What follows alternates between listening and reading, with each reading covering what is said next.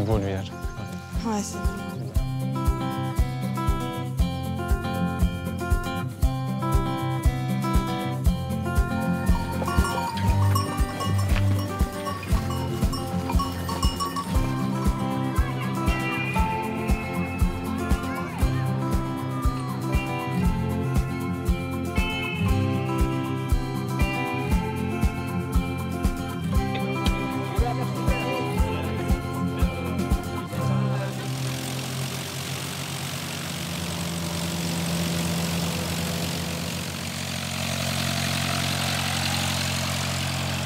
Allez, c'est parti. On y va.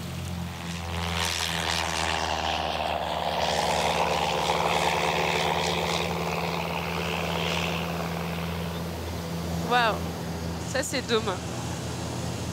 Dôme, c'est une bastide qui a été construite par les Français au XIIIe siècle, qui est parmi les plus belles bastides du sud de la France.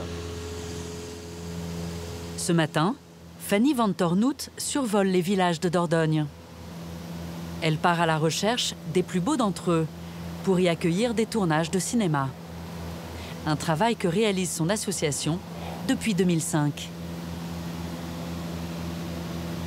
Les villages sont de plus en plus demandés parce que dans les goûts des spectateurs, on est de plus en plus sur des ambiances de village et aussi sur des choses plus typiques qui permettent d'installer une histoire et de se servir en fait du décor que représente le village comme une vraie source d'inspiration pour les histoires.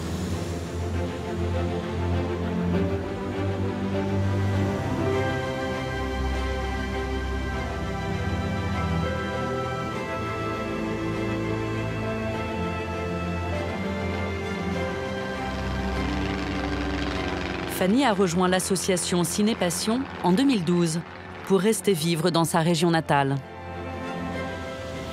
Moi, je suis périgourdine d'un petit coin caché dans le sud-ouest du Périgord.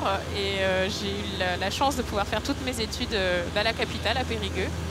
J'ai eu de la chance de pouvoir rester sur ce territoire de cœur qui nous a vu grandir et de pouvoir aussi le valoriser et transmettre la passion que l'on a pour ce territoire. Aujourd'hui, Fanny a prévu de voler au-dessus des 4 grands terroirs du Périgord. Là, on est en Périgord noir. On a également le Périgord blanc, qui est plutôt le secteur de Périgueux, avec sa pierre calcaire. Et aussi, on a le Périgord pourpre, avec ses vignes, et un Périgord qu'on apprécie également pour ses décors naturels et ses villages très typiques, c'est le Périgord vert. On a une vraie richesse de paysages, de patrimoine, qui nous, en fait, on a simplement à mettre en valeur, à mettre en perspective. Là, on va arriver au village de Fanlac, qui, dans l'histoire du cinéma en Dordogne, est incontournable. C'est ici qu'a été tournée la fameuse série télévisée Jacou le Croquant à la fin des années 60. Il faut savoir que Fanlac, quand ils ont accueilli le tournage, n'avait pas l'électricité, n'avait pas l'eau courante, ça restait un village rural et que le tournage, pour qu'il se fasse, a fait amener l'électricité et l'eau courante ici. C'est-à-dire que vraiment, en fait, ils ont investi les lieux tant pour tourner les séquences, mais aussi pour le pendant, l'avant, l'après du tournage.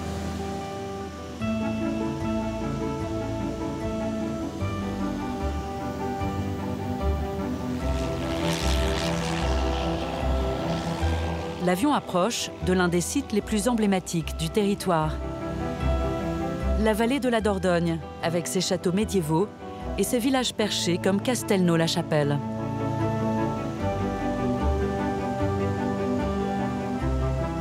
En face de nous, la vallée de la Dordogne a aussi servi pour créer des décors sur ordinateur, notamment en 2015, pour que ça devienne le village de la Vallée-la-Vette. Castelnau et Beynac, situés juste en face, sont deux anciens frères ennemis.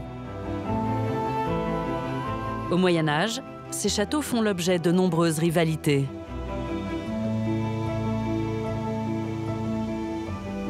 De tout temps, il y a eu une opposition entre les Français et les Anglais. Et il est vrai que la rivière Dordogne a très souvent incarné cette frontière avec justement des châteaux, mais également des villages, des points hauts à revendiquer. Waouh, c'est magnifique. Fanny s'éloigne du Périgord noir et se dirige maintenant vers le sud-ouest du département. Là, tu vois devant, regarde, on voit Montpazier là, qui arrive, le village là. Montpazier a été fondé au XIIIe siècle par les Anglais. Avec son plan à angle droit, c'est l'un des plus beaux exemples de bastide en Périgord. On la voit bien, la place des Cornières, c'est chouette là. C'est quelque chose qui fascine toujours les productions quand on arrive, cette place qui est restée dans son jus. La place a gardé le nom architectural, à savoir les Cornières, parce que c'est une place où on peut accéder par les angles, donc les coins, les cornes. Il y a quelques rues très vastes et très larges qui permettent justement de faire passer les charrettes, etc. Donc c'est les carreras. Il y a également, et c'est tout le charme des Bastides, des carrés roux. Ce sont des ruelles beaucoup plus petites qui en fait permettaient le lien entre les différents axes de la Bastide.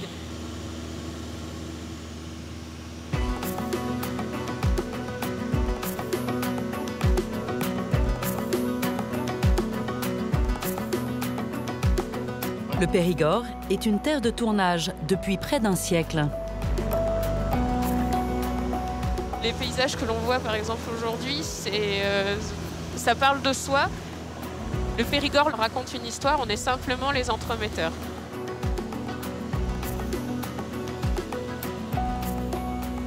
Alors là, on va survoler ici Jacques.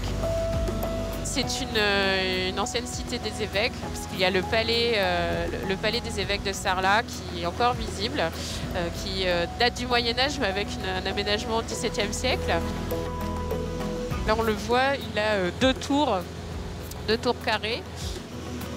Ils avaient demandé au pape l'autorisation d'installer une résidence sur place. Et pendant de longues décennies, ça a été vraiment le cœur de la vie d'ici Jacques. Fanny laisse derrière elle les vignobles du sud de la Dordogne pour se diriger vers un autre Périgord, moins connu, mais tout aussi spectaculaire.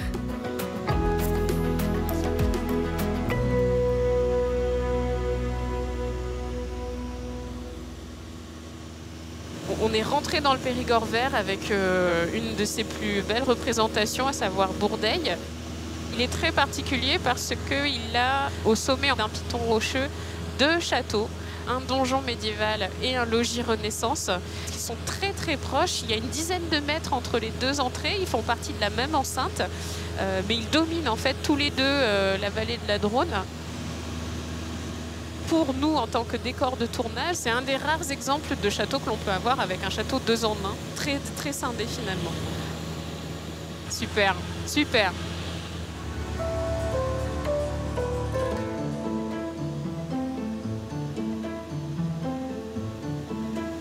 Je mets beaucoup d'énergie à valoriser en fait ce patrimoine.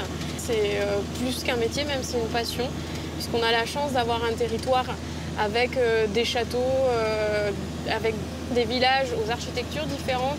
Et on aime beaucoup le faire découvrir d'une autre manière ce Périgord qu'on aime tant.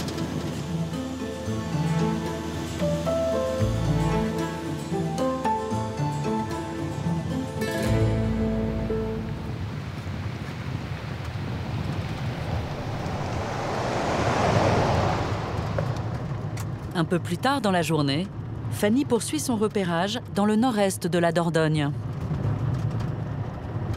Là, on va se diriger vers le village d'Hautefort. Une des plus belles choses qu'on peut proposer en Périgord, c'est qu'on a des villages qui sont vivants, puisque ce sont des villages qui ne sont pas figés dans le temps. Ils sont beaux, certes, parce que les habitants y travaillent tous les jours, mais ils restent aussi dans l'air du temps. Quelle que soit la route que j'emprunte pour arriver au château ou au village, il y a toujours une nouvelle source d'émerveillement, une nouvelle lumière, et je redécouvre sans cesse en fait ce secteur quand j'y passe. Hautefort est l'un des villages périgourdins les plus singuliers.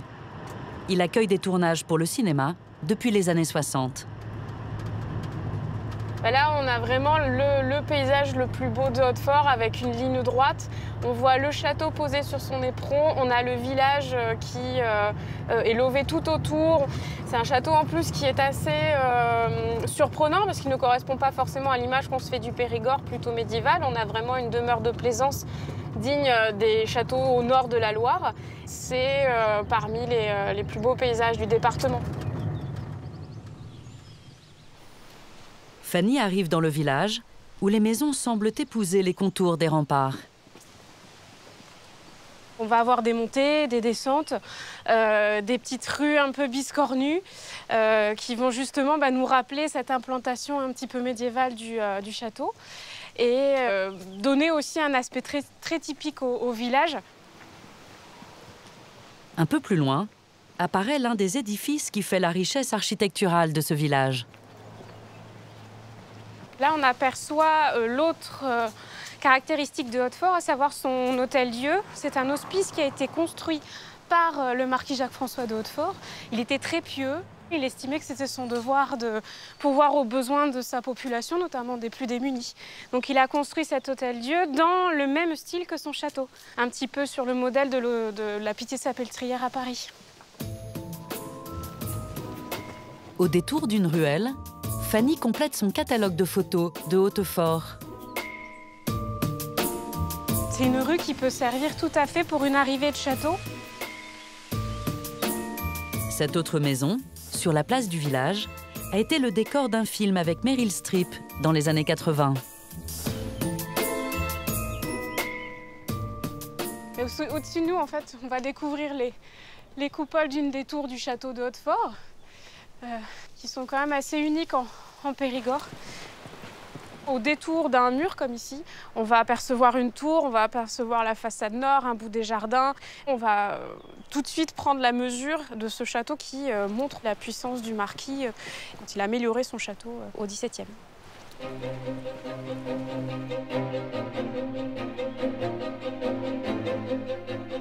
Omniprésent, ce château est pourtant un rescapé.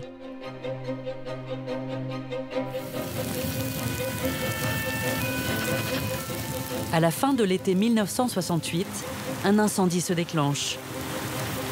En une nuit, l'aile centrale brûle.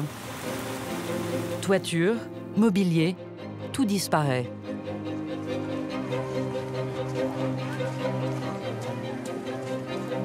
Dès le lendemain, les villageois viennent spontanément participer à la reconstruction du château.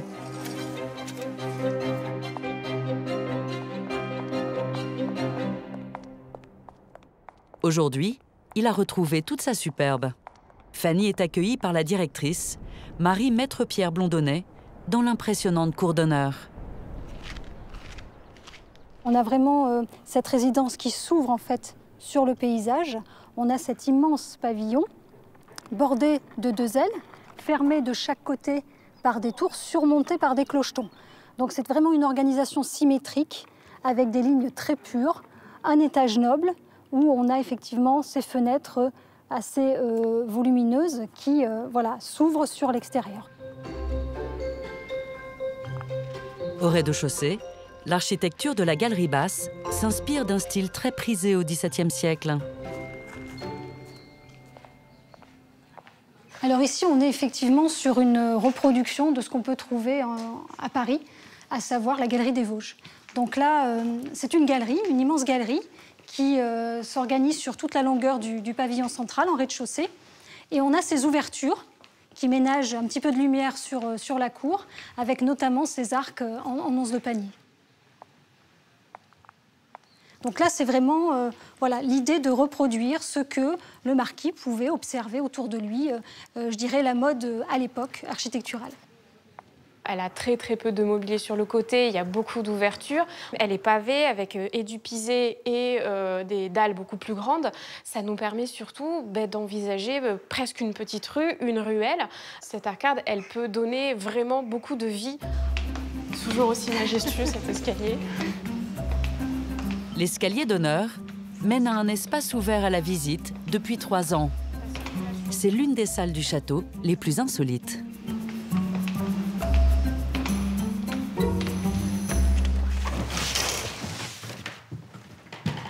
Ah, les gens travaillent. Voilà, nous sommes dans le décor de cinéma, un joli studio, qui est la réplique de la chambre de Louis XIV à Versailles, qui a été aménagée dans le cadre d'un tournage, La mort de Louis XIV, en 2015. Le lit du roi, avec son bureau à proximité, et la balustrade qui le séparait du reste de la pièce. Le chef décorateur a souhaité, effectivement, avec le réalisateur, reproduire cette chambre pour raconter les derniers jours de la vie de Louis XIV, qui agonisait donc dans son lit. Dans ce film, le roi Soleil est incarné par Jean-Pierre Léaud. Aujourd'hui, c'est aussi pour découvrir ce décor que l'on vient au château. Les visiteurs choisissent un petit peu leur rôle. Donc, par exemple, ils peuvent s'amuser à jouer avec la caméra. Donc, on la met en fonction et voilà, on met des gens en scène et ils s'amusent à faire un film, une séquence. On a aussi, par exemple, ici la table de mixage où le chef opérateur travaille pour faire ses mises en lumière. Alors, on va jongler avec les intérieurs de jour, les intérieurs de nuit. Voilà, on crée des lumières, entre guillemets, artificielles. Pour Hautefort, de pouvoir alimenter, entretenir et conserver cette histoire collective, c'est forcément un plus parce qu'on visite le patrimoine autrement, on le met en scène autrement et forcément ça peut donner de nouvelles ouvertures pour accueillir de nouveaux publics et parfois ça peut être aussi des décors qui resservent pour de prochains tournages. Voilà. Tu montes, je le tiens. Je le tiens et tu l'accroches de ce côté. Allez. Ces artisans font partie d'une entreprise du village très impliquée ici depuis des décennies. L'histoire des ateliers est un petit peu liée à l'histoire du château et notamment à l'incendie de 1968, puisque suite à cette catastrophe, en fait, ces ateliers se sont énormément investis et ont participé en grande partie à la restauration du château. Ça a été la carte de visite puisque c'est un des chantiers qui a permis à l'entreprise d'acquérir des compétences, des qualifications et être reconnue par ses pairs pour travailler par la suite sur des chantiers aussi prestigieux qu'Hautefort. Donc là, on se dirige vers la salle des cheminées, qui est la salle d'apparat du château, la grande salle seigneuriale où le marquis recevait ses invités. Cette salle abrite les deux chefs-d'œuvre de ces artisans d'art. Des cheminées monumentales en bois de noyer sculpté. C'est assez impressionnant. Ce sont des reproductions. Plusieurs artisans sont intervenus et ont effectué la réplique de ces œuvres monumentales. C'est vraiment quelque chose d'assez extraordinaire pour les artisans de l'époque qui ont véritablement dû imaginer aux bonnes proportions la copie de ces œuvres d'art. Elles ont été réalisées d'après une carte postale qui avait été récupérée. Et c'est une réalisation unique, puisque des cheminées comme celle-ci, je n'en connais pas ailleurs, aussi volumineuses dans les dimensions. Donc elles font partie du prestige du château. C'est voilà, l'image de marque de Hautefort. On passe par là. Le clocheton se mérite. Le clocheton se mérite, effectivement. Marie emmène Fanny vers un lieu secret du château. Attention de ne pas tomber, les marches sont étroites quand même. Il est habituellement fermé au public. Fais attention à la tête surtout. Et là, tu te rebaisses encore un peu. Alors là, on se situe sur l'aile est. On arrive sur un des chemins d'accès qui mène au clocheton de la tour de la chapelle. Et on aperçoit ici les ardoises de Travassac. C'est une carrière corrézienne qui alimente les toitures des grands édifices et notamment du Mont-Saint-Michel. Les deux femmes vont monter au sommet de ce clocheton. Wow. Pour y arriver, elles traversent cette charpente du XVIIe siècle, épargnée par l'incendie. On va contourner la charpente. Là, on arrive au niveau de la voûte de la chapelle, donc sur l'extrado. Et c'est un petit peu... Un peu périlleux. Un peu périlleux, ouais. Ça y est, tu y es. Waouh. Viens un peu de ce côté-là, regarde. Oh, on est sur le... La lumière est avec nous en plus. tout ce qu'on aperçoit ici, on a des terres qui sont en pâture, on a également des zones un petit peu plus boisées. Et on fait un tour à 360 degrés et on va quasiment sur l'horizon retrouver la propriété du château. Le château a gardé finalement tout son domaine. Donc ce sont près de 300 hectares aujourd'hui qui sont exploités, cultivés par des fermiers. On a une harmonie quand même assez réelle entre et le château et le village. Donc pour nous, c'est toujours très intéressant d'avoir cette complémentarité-là. Nous retrouverons Fanny dans quelques jours, lors d'un événement que son association organise dans un autre village du Périgord.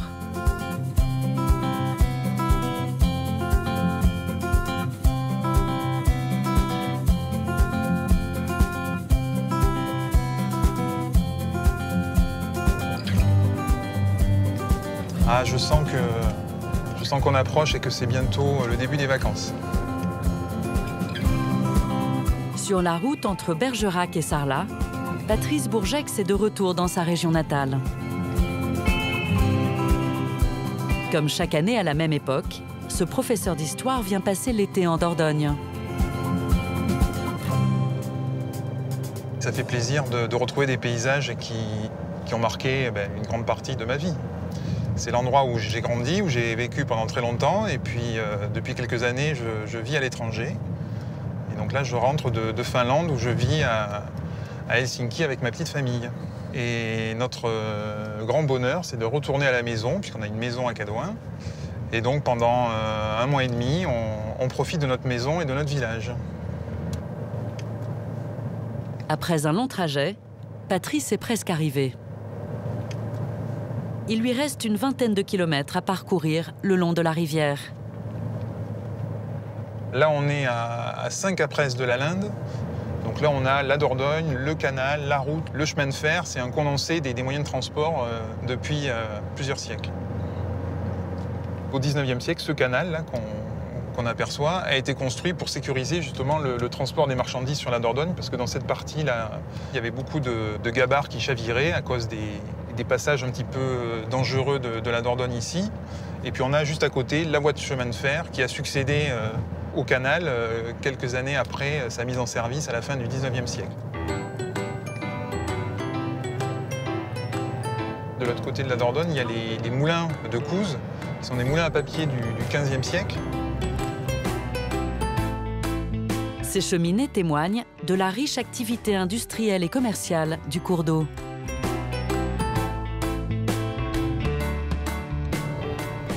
La Dordogne, c'est la rivière Espérance, la rivière des Gabarres qui descendait depuis le Massif central jusqu'à Bordeaux, les marchandises de bois, de vin de Bergerac et de toute la région. Et puis après, c'est évidemment un symbole du département, cette vallée de la Dordogne. Patrice arrive à la Linde. C'est la première bastide fondée au Moyen-Âge par les Anglais en Périgord.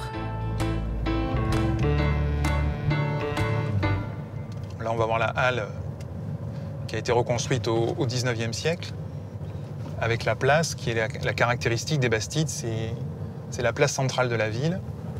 Et depuis cette place, donc, les rues perpendiculaires et parallèles se développent. Et comme les Anglais et les Français se disputaient un peu la mainmise de ces régions, le Périgord, l'Agenais, voilà, dès qu'un roi construisait une bastide, eh bien, le roi adverse construisait la sienne. Et donc là, on traverse la Dordogne à la Linde avec ce très beau paysage donc, sur la Dordogne et la forêt de la Bessède. Donc là, on voit les cygnes. Sur l'eau, c'est très, très beau.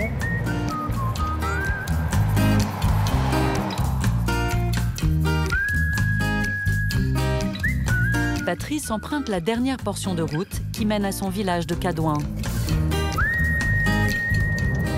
C'est un Périgord assez préservé, assez authentique. C'est des petits villages. On a la rivière, la forêt, les champs qui sont encore cultivés. On a vraiment des paysages qui ont peu évolué depuis le 19e siècle.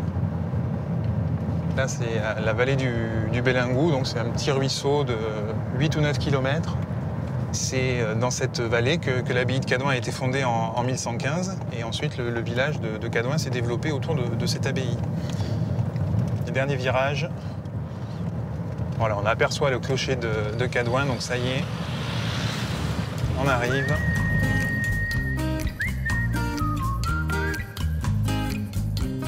Avec ses pierres dorées typiques du sud de la Dordogne, le village de Cadouin est une perle du Périgord pourpre. Donc voilà, ça c'est la place de l'abbaye. C'est là qu'on se retrouve pour boire un coup à la terrasse des cafés. Et on a les crins de l'abbaye face à nous, donc c'est vrai que c'est un lieu privilégié à Cadouin.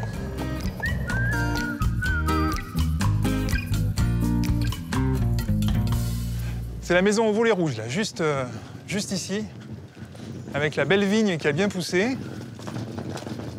Et le rosier aussi. En avance sur sa famille, Patrice arrive chez lui, dans cette petite rue sur les hauteurs de l'abbaye. On a des beaux volets, mais on les laisse toujours ouverts. Dernier effort. Allez!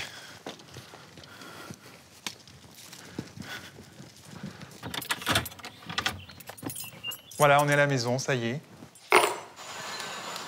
Alors c'est une vieille maison, assez ancienne dans le village. Nous, quand on l'a achetée il y a 17 ou 18 ans, elle était abandonnée depuis très très longtemps. Il y avait beaucoup de poussière, beaucoup de vieux meubles, donc on a dû tout casser. Sauf la charpente qui était très belle et qu'on a conservée. Puis notre coin canapé près de la cheminée pour profiter du feu l'hiver. Ça fait plaisir. Non. Ben oui. Il fait soleil. À peine arrivé, Patrice accueille déjà des amis. Impeccable. Oh là là, des girolles et des cèpes frais. C'est pas beau pour ça? les patates demain. Pour fêter son retour, ils sont tous venus. L'auberge est ouverte. Au départ, c'était une auberge du village et donc il y avait un lieu, oui, d'accueil, d'hospitalité dans ces murs, c'est sûr, oui. Donc c'est un peu de l'histoire de la maison qui renaît, c'est sûr. On bouge la plancha, David? David Faugère est un ami de 20 ans. Ensemble, ils ont créé une association de valorisation du patrimoine.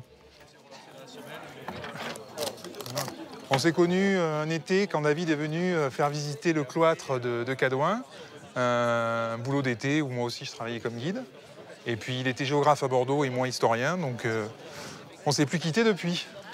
Bah, c'est sympa parce que c'est pendant 2 mois, on va tous se retrouver, les copains, les amis, et puis tous travailler, puisqu'on a la chance de travailler dans un beau village, on a la chance de travailler dans une activité de loisirs qui offre pas mal de plaisir aux autres, on organise pas mal de manifestations. Entrez, entrez! L'association de David et Patrice est devenue l'une des plus importantes de Dordogne. Elle emploie une vingtaine de personnes qui sont au rendez-vous ce soir. Ça nous manque quand même les amis, la famille, quand on est si loin, donc on compte les jours quand la date approche de la fin de l'année, qu'on sait qu'on va rentrer, on sait qu'on va retrouver tout le monde, donc là c'est des moments qu'on savoure. Allez, première fournée de brochettes de bœuf. Il n'y en aura pas pour tout le monde, alors dépêchez-vous. Ça paraît un peu comme il ne faut pas qu'il soit trop cuit. Allez voir. Parfait.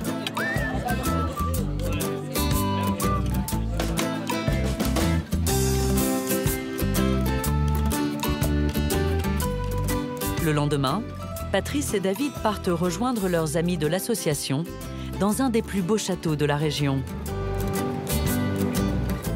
Arrivés au nord de Périgueux, ils passent à proximité d'un site étonnant que David connaît bien. On va le voir apparaître là sur notre droite, voilà, juste là, regarde comme il est beau. C'est vraiment un château de la Loire. Il se trouve que mes parents ont été gardiens et responsables du site du château de Puy-Guilhem. Et donc à l'âge de 12 ans, on est venu habiter dans ce château. Et de là est née certainement cette passion du patrimoine, puisqu'on a eu la chance de pouvoir explorer de haut en bas ce château. Et il y avait un plan d'eau là dans ce valet, et donc il devait se refléter sur l'eau. La légende raconte qu'un souterrain relie le château à un autre monument remarquable, à 1,5 km de là.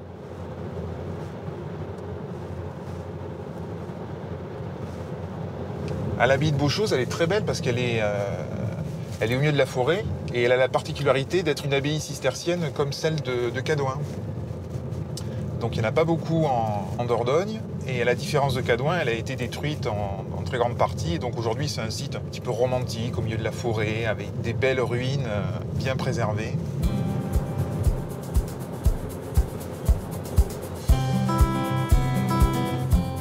C'est de cette passion commune pour le patrimoine qu'est née leur association.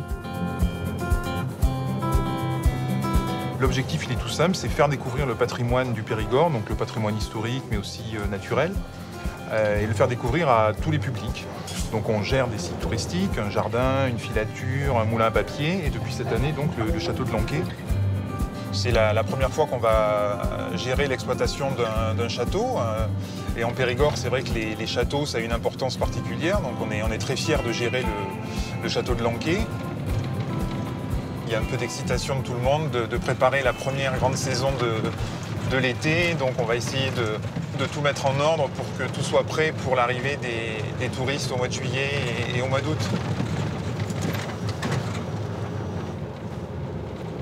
Voilà, on entre dans le bourg de Lanquet, des vieilles maisons en pierre. Et sur la gauche, là, on va voir la petite église romane avec son joli portail.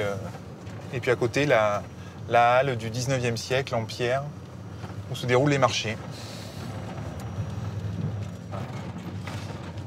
Là, on a le château qui sort de la forêt, là, et qui domine l'étang. C'est très joli. C'est un très très beau château médiéval à l'origine, qui a été transformé, agrandi à la Renaissance, et qui surtout a été occupé jusqu'à aujourd'hui par différentes familles qui se sont succédées dans le château. Donc c'est un site emblématique du Bergeracois. Ce château est appelé le Louvre inachevé du Périgord. À l'origine de ce surnom, plusieurs décors visibles sur la façade. Cette partie Renaissance est inspirée par l'architecture du Louvre, qui a été reconstruit également après la période médiévale au XVIe siècle. On parle de deuxième Renaissance française, avec ce style d'architecture un petit peu inspiré de l'Italie. Et donc le seigneur de Lanquet veut montrer que, comme le roi de France, il est un seigneur moderne et à la pointe de la nouveauté dans l'architecture. Le Louvre inachevé du Périgord, c'est le surnom du château de Lanquet, avec là une aile Renaissance qui a été entamée mais qui n'a jamais été achevée. La façade comporte également les stigmates des guerres de religion qui ont marqué le territoire au XVIe siècle. On voit des trous dans les murs. Ce sont les impacts des boulets de canon qui ont été tirés en 1577, quand Henri de la Tour, le seigneur protestant, venait attaquer le château de son cousin, qui lui était catholique. Et donc il y a plus d'une centaine de boulets de canon qui ont été tirés sur les murs du château. Allez, on y va. Hop.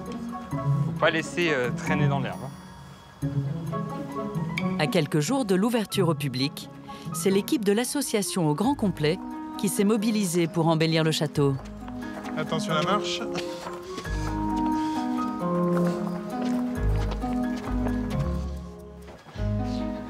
On prend l'escalier de la fin du XVe siècle, qui se termine en voûte en palmier, comme on en retrouve tant dans les châteaux du Périgord, et notamment à Cadouin, à l'abbaye.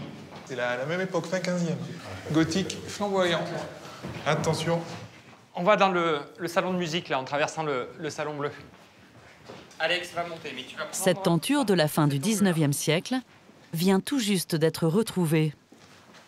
Elle va être réinstallée dans ce salon de musique. Allez, je passe bien le travail pour toi. Ouais. Il faut que ça passe derrière moi, là. On a l'air pas mal. Il y a un peu de retour. Hein. Essaye de prendre peut-être 1 centimètre. Non, mais ça va être bon, là. Hein. C'est bon? Ah, ça fait plaisir. C'est l'esprit de l'assaut, tout le monde participe, tout le monde met la main à la pâte.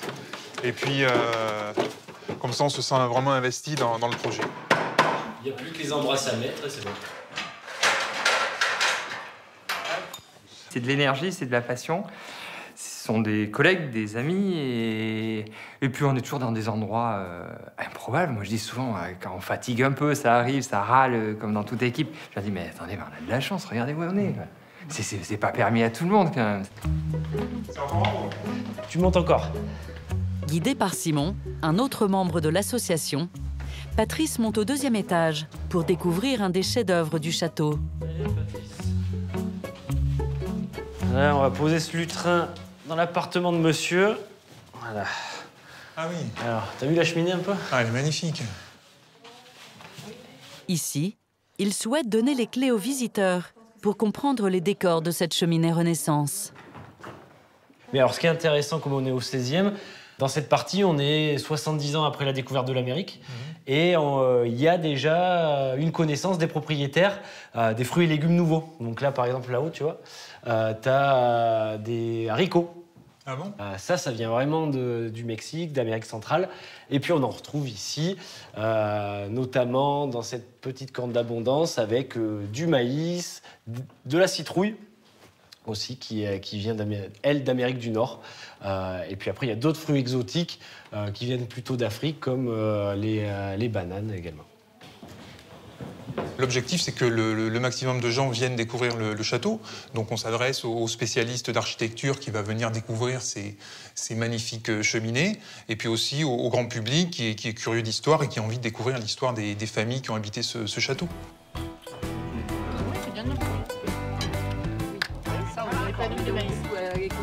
Comme à chaque fois, la journée se termine autour d'un bon repas.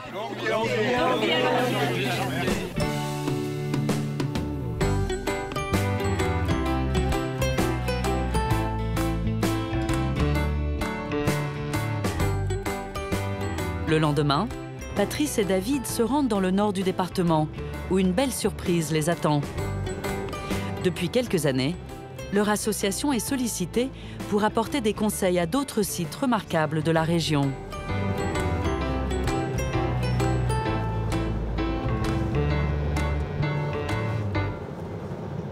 On va à Quinsac rencontrer les propriétaires du château de Vaugoubert. Un jeune couple qui a acheté le château, donc on va les rencontrer pour voir un petit peu ce qu'ils veulent faire de leur château. On fait souvent comme ça des petites escapades à droite à gauche pour aller découvrir un lieu qu'on n'a pas encore eu le temps d'aller explorer. C'est une ressource inépuisable, le Périgord, donc quel que soit l'endroit, il y a toujours des choses à découvrir. Sur la route, ils vont traverser un très beau village du Périgord. On arrive au village de Saint-Jean-de-Colle, là, juste sur notre gauche. Il y a un très joli bourg ancien construit autour du prieuré médiéval et du château de la Martonie. Et donc c'est un tout petit village, mais qui a une architecture très harmonieuse et très belle. Ouais, là, on est dans le bourg historique de Saint-Jean-de-Colle. Et il est très fleuri, regarde ces roses trémières, les basalmines, les rosiers, il y a toute une collection de rosiers. Alors là, on voit bien le chevet de l'église romane de Saint-Jean-de-Colle. Donc lui, le château, c'est fin 15e. Il y a une base médiévale, comme dans tous les châteaux, et puis effectivement, on remaniait fin 15e, 16e, même 17e, on voit certaines fenêtres. Quelques kilomètres plus loin, Patrice et David arrivent à proximité du château de Vaugoubert. Alors, on a passé la Dronne et le château est par là. Ça va être sur la gauche. Dans la forêt, Vaugoubert. Ah oui. Ah oui, quand même. Ah, c'est un beau château. Hein. Quand on est en Périgord et qu'on est propriétaire d'un château, développer l'accueil au château, la visite, l'hébergement, c'est quelque chose d'assez naturel. Après, il faut justement conseiller les gens pour ne pas faire d'erreurs, parce qu'il ne suffit pas d'avoir un château et d'ouvrir des chambres d'hôtes pour que ça soit une opération réussie. Alors, la belle allée boisée qui mène au château. Ah oui. Ah, mais c'est immense comme château. C'est plutôt surprenant de trouver ce style de façade. Et effectivement, on s'attend plutôt à trouver les châteaux du Moyen-Âge, châteaux de la Renaissance. Et ici, c'est vrai que quand on arrive, on est impressionné par la taille de la façade et par l'unité architecturale du bâtiment 19e. C'est assez rare en Périgord. Hein. Ce sont justement les deux grandes façades de Vaugoubert qui font son originalité. En passant côté terrasse, on change d'époque et on découvre un impressionnant château du XVIIIe siècle. Donc voilà la fameuse terrasse. Ah oui. Ah oui, belle terrasse. Sur le côté est du château, avec la façade... Une curiosité architecturale qui a séduit Richard Desroulèdes, quand il a découvert Vaugoubert il y a 3 ans. Ouest, au 19e. Il y a un certain nombre d'éléments assez remarquables. Ce grand balcon, d'abord, qui dessert la plus belle chambre du château. Les armes de la famille de Connac, qui était la famille qui a agrandi tout le château au XIXe siècle. Quelle est la devise? Ni or, ni argent, mais l'honneur. Ah ah. Ensuite, on voit toute la vallée qui est en dessous. C'est la vallée de la Dronne. Hein. Voilà, la vallée de la Dronne. Donc on voit la rivière qui serpente au milieu de cette plaine. Le propriétaire guide les 2 amis vers l'autre curiosité du château, aménagée dans cette ancienne tour défensive. Ah oui, la chapelle 19e. Voilà la chapelle. Dans toute sa splendeur. Qui a été consacrée par l'évêque de Périgueux en 1860. Et les stalles sont d'origine aussi. Les stalles sont d'origine, oui. Mais c'est du sur-mesure. Hein. L'originalité, c'est le contexte militaire de la tour. Et puis, dès qu'on rentre à l'intérieur, là, c'est le domaine religieux, spirituel, qui contraste avec les fortifications extérieures. Laissé à l'abandon depuis un siècle, Vaugoubert est en pleine restauration. Aujourd'hui, le propriétaire commence à remplacer les 75 fenêtres du château. C'est bon? 1, 2, 3. C'est Benoît qui est compagnon du Tour de France, qui s'est installé dans l'atelier de menuiserie du château, qui a travaillé sur cette très belle restauration. Descends, ma jolie. Là. Alors, cette poignée était sur les anciennes fenêtres. Je suis très content parce que ça fonctionne bien. Et surtout, le travail d'adaptation a été ingénieux. Le propriétaire est fasciné par le savoir-faire de ses compagnons. 1, 2, 3. L'idée serait de valoriser leur travail auprès du public. Donc je pense qu'il peut être intéressant ici, c'est justement de rendre le public acteur de la découverte du château, au contact des compagnons, au contact des artisans qui vont partager leur savoir et faire toucher du doigt au public un château qui est en train de renaître. C'est toujours impressionnant de voir des projets aussi importants, aussi ambitieux qui prennent vie. Des jeunes qui reprennent comme ça un château qui était complètement à l'abandon et qui ont un projet pour peut-être une vie entière pour le développer. Donc oui, on est assez admiratif.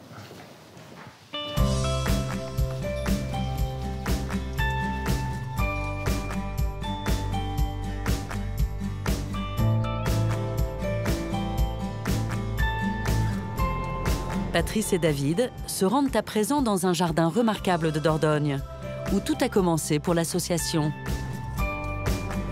C'est le premier site qui leur a été confié il y a près de 20 ans.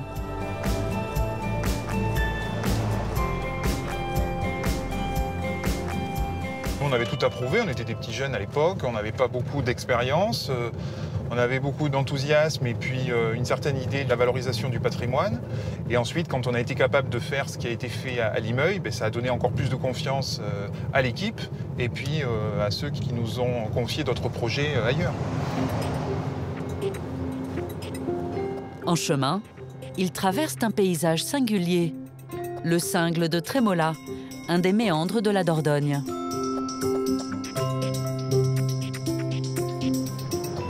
Plus loin, les voilà à destination. On arrive en face du village de Limeuil. Là, on va franchir le premier pont, celui de la Dordogne.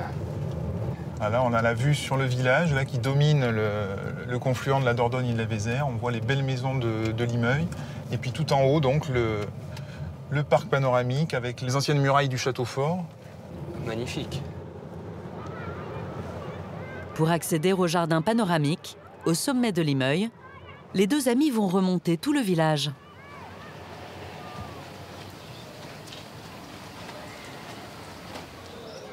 Alors là, on entre dans l'ancien castrum de Limeuil, donc le village fortifié de Limeuil qui commençait donc au pied du village. Et cette rue, la rue du Port, aujourd'hui mène à l'entrée du château. Et donc là, c'était une des portes de l'enceinte fortifiée du village.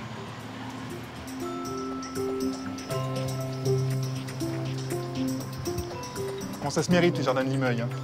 On n'est pas encore au bout. Hein. Les maisons sont extrêmement tassées parce qu'il n'y a pas beaucoup de place. Et donc, du coup, pour gagner la place, c'est soit en hauteur, soit par-dessus les rues. Et là, on voit un exemple de maison pontée qui passe par-dessus la rue, donc une façon de gagner une pièce en termes de surface. Ce pontet marque également la séparation symbolique entre le bas du village et son sommet. Oui, ça y est, on est enfin arrivé en haut du village. Et donc, c'est l'entrée des jardins panoramiques de Limeuil avec les anciennes fortifications du château. Ici, l'association a relevé un défi. Transformer ce domaine, alors abandonné depuis une 50aine d'années, en un parc paysager ouvert à la visite. Le jardin a retrouvé son architecture, imaginée au XIXe siècle, par un médecin explorateur du village. Devant nous, on trouve un des plus vieux sujets de ce parc à l'anglaise. C'est un séquoia géant qui finalement est un bébé parmi les séquoias, puisqu'on connaît les plus célèbres en Amérique, où on peut carrément passer en bus à l'intérieur. Alors celui-ci a pris l'orage, a pris la tempête, donc il n'est pas obligatoirement en très bonne santé, mais on essaye de le préserver parce que c'est vraiment le témoin de la création de ce parc au 19e. Après, ce qui est sympathique, c'est de venir toucher l'écorce de cet arbre qui est très épaisse et très fibreuse pour résister aux incendies. Les gens aiment beaucoup le toucher parce qu'effectivement, il est très doux. C'est assez étonnant comme sensation et comme écorce. Dans ce jardin, le travail de l'association au fil du temps ne s'est pas limité à une restauration. David et Patrice ont aussi voulu enrichir la visite des promeneurs. Au fil du temps, avec sa vocation toujours de pédagogue, à réinjecter des jardins thématiques sur les oiseaux, sur les insectes, sur les paysages. Voilà, donc du coup, ça permet à la fois une balade sensorielle et à la fois une balade pédagogique. Les gens, en général, aiment bien prendre le temps de marcher lentement, de regarder les différentes espèces d'arbres, de plantes, de fleurs. Donc c'est un endroit très paisible où on prend le temps. Au sortir de l'allée, le bouquet final s'offre aux visiteurs. Ah ben là, c'est la plus belle vue du parc. C'est le panorama sur le confluent de la Dordogne et de la Vézère. Donc on voit au fond la forêt de la Bessède sur le plateau qui domine la vallée de la Dordogne. Et puis de ce côté, on voit la vallée de la Vézère, la vallée des grottes de la préhistoire, qui rejoint la vallée de la Dordogne, des châteaux forts du Moyen-Âge. Là, c'est l'heure parfaite. La rivière est paisible. Le soleil est un peu plus bas, donc il fait un peu moins chaud. Et puis, on a de très belles lumières jusqu'à l'horizon.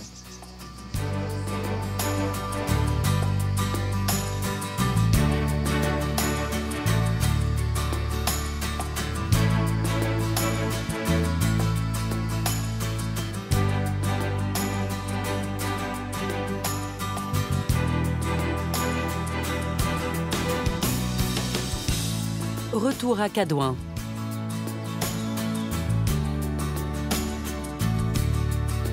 Au centre du village, l'abbaye est un trésor de l'architecture cistercienne, avec son cloître gothique flamboyant.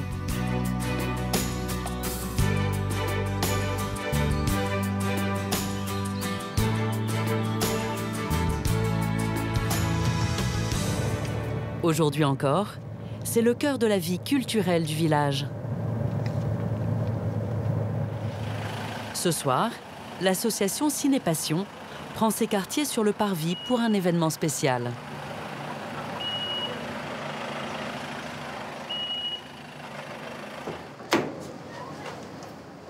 Est-ce qu'ils avaient besoin d'un coup de main?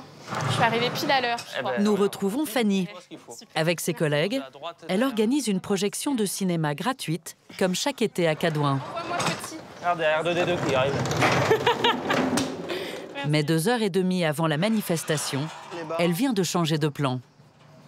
La séance de cinéma devait être en plein air, mais à cause de l'alerte orage, on l'installe à l'intérieur dans l'église. On ne prend pas de risque parce que ce n'est pas du tout l'intérêt, tant pour les personnes qui viennent que pour nous, organisateurs ou prestataires. L'intérêt, c'est la belle fête. La solution trouvée est exceptionnelle. La séance va avoir lieu dans l'abbatiale. Parce que là, ça va être sportif, à mon avis. Mais au moment de déployer l'écran de 4 mètres de haut, un nouveau problème se pose. On va monter l'écran dehors, en fait, parce qu'ici, on n'a pas assez de place. Les sièges sont scellés. On est dans un endroit sacré. Donc on va essayer de trouver un petit peu plus de place parce que le cadre est vachement grand et qu'ici, on n'a pas d'endroit où on peut l'étirer. On va l'épousseter un peu, là. Cela fait 20 ans que l'association propose ce type de projection dans les villages de Dordogne. Hop. Donc tu mets bien les 3 pressions sur les angles. Attends. C'est bon ou pas? On est tous animés de la même passion, de la vie dans les villages, d'amener le cinéma dans des lieux parfois qui s'y prêtent, mais parfois auxquels on n'aurait pas forcément pensé. Ou quand on participe à des événements comme ce soir, c'est juste magique. Tu fais attention à toi, il y a une petite marche, un tout petit peu plus bas. Bravo, ça! Super, super. À ta gauche. Ouais. En une demi-heure, l'écran est finalement monté et installé dans le cœur de l'église. Fais attention au cierge. Hein? Top, top.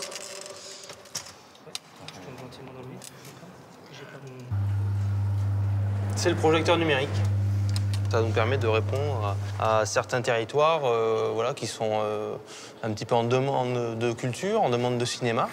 Et du coup, de pouvoir venir seul dans un petit village pour installer, c'est une force.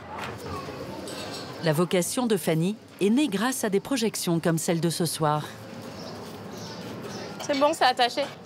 Je trouve que le clin d'œil est très beau au final, parce que c'est grâce à Cinépassion, quand j'étais plus jeune, que j'ai pu avoir un autre accès au cinéma, autre que les films en famille le dimanche. J'allie toutes mes passions dans mon métier, je crois que c'est assez rare et j'ai vraiment une chance de pouvoir tout allier, le cinéma, le patrimoine. C'est toujours de belles aventures, de belles rencontres. Bon, on n'est pas dehors exceptionnellement, on est dedans. Dès la tombée de la nuit, Il y a des orages prévus en fin de soirée, c'est pour ça. les premiers spectateurs arrivent. C'est dans l'abbatiale, c'est pas mal non plus. Hein. C'est pas mal, ça va changer. Un cinéma dans une abbaye, c'est rare qu'on voit ça. Hein. C'est bien de faire vivre le patrimoine du pays. Patrice, David et leurs amis arrivent à leur tour en famille. Ce soir, c'est un film d'animation qui est projeté. C'est important parce que c'est une façon pour les gens d'ici ou pour les touristes d'aller au cinéma, mais d'une façon un petit peu différente. Donc l'idée, c'est vraiment de mettre en valeur le patrimoine de notre village. Donc quand c'est devant la façade de l'église, on a un magnifique écran. Et puis quand on est dans l'église, c'est original. Et ça commence. Le projecteur est lancé. Le pari est vraiment relevé ce soir. C'est pas évident parce qu'on n'est pas en plein air, donc on est sur du repli, mais le pari est quand même relevé, gagné. Et je pense qu'on va avoir une belle séance, des éclats de rire, parce qu'il y a beaucoup d'enfants. Ça va être une très très belle séance pour nous.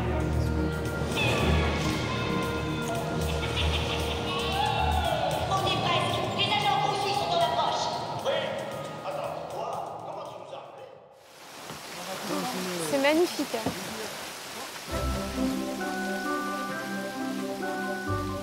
Le lendemain, Fanny effectue un nouveau repérage. Cette fois, c'est sur l'eau, en pleine nature. Elle vient explorer l'Auvézère, l'une des rivières les plus sauvages du Périgord.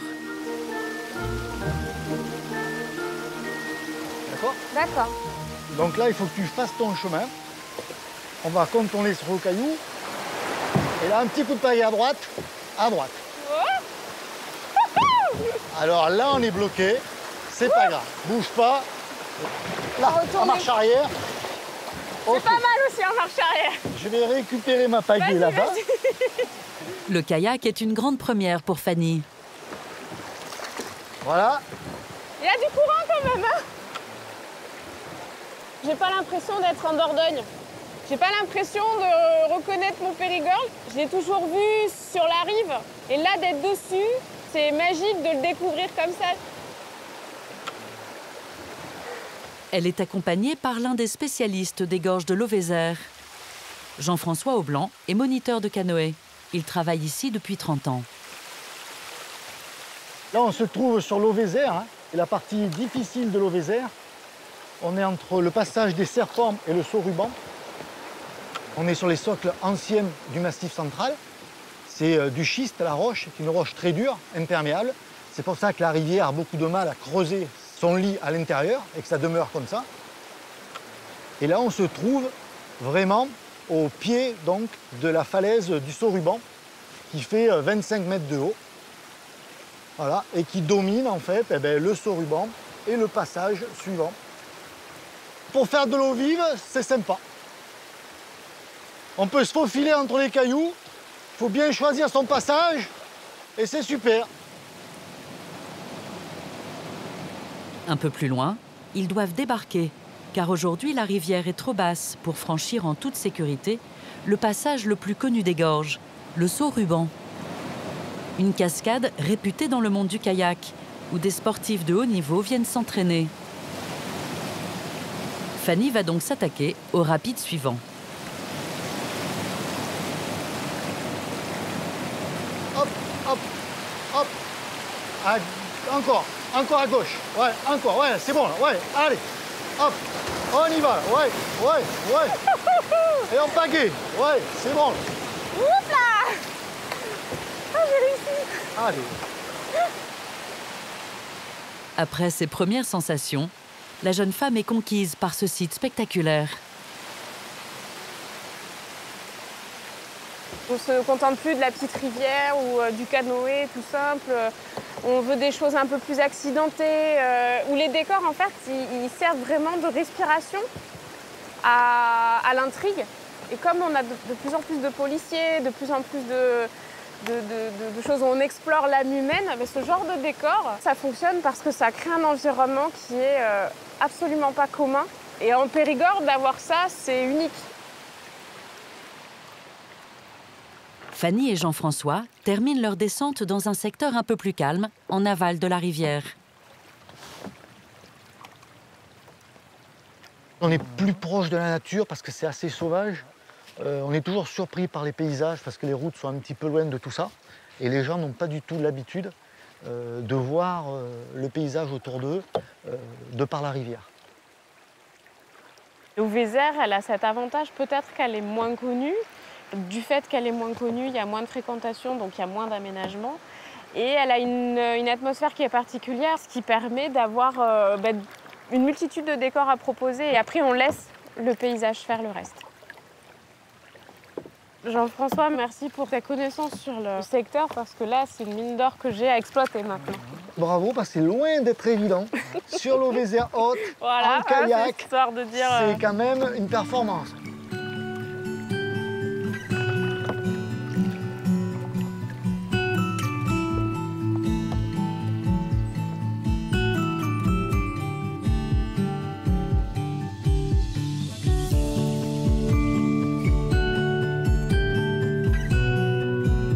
À l'ouest du département, s'étend un océan de verdure qui relie la Dordogne à la Charente voisine.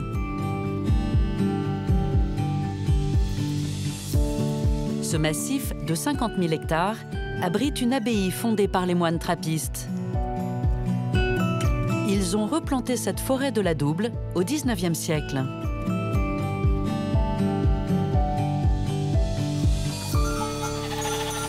Depuis 10 ans, c'est le territoire d'une bergère pas comme les autres et de son troupeau de 600 brebis.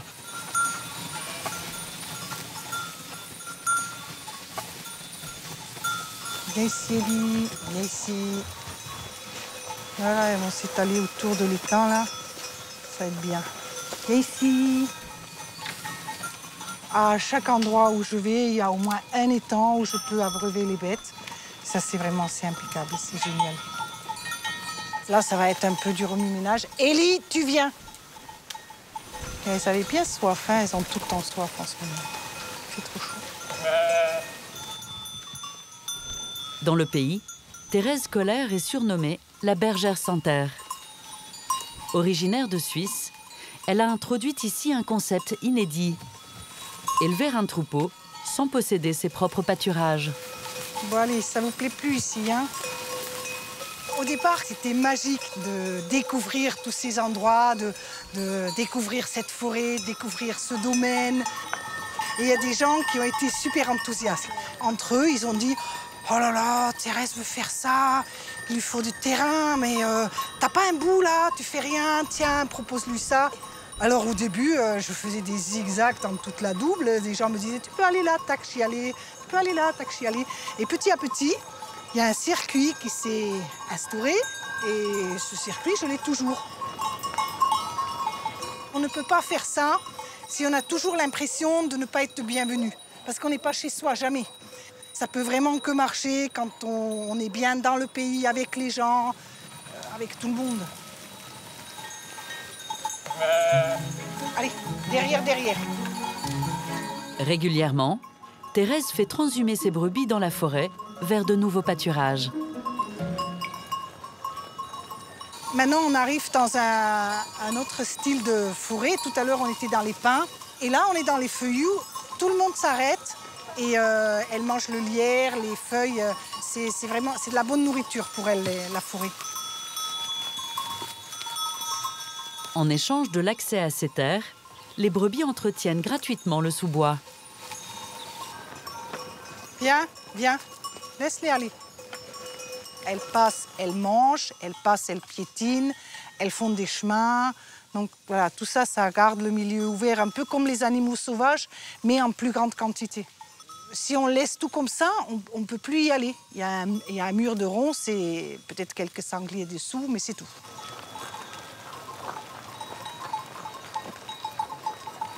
Maintenant, ça fait 10 ans que je tourne.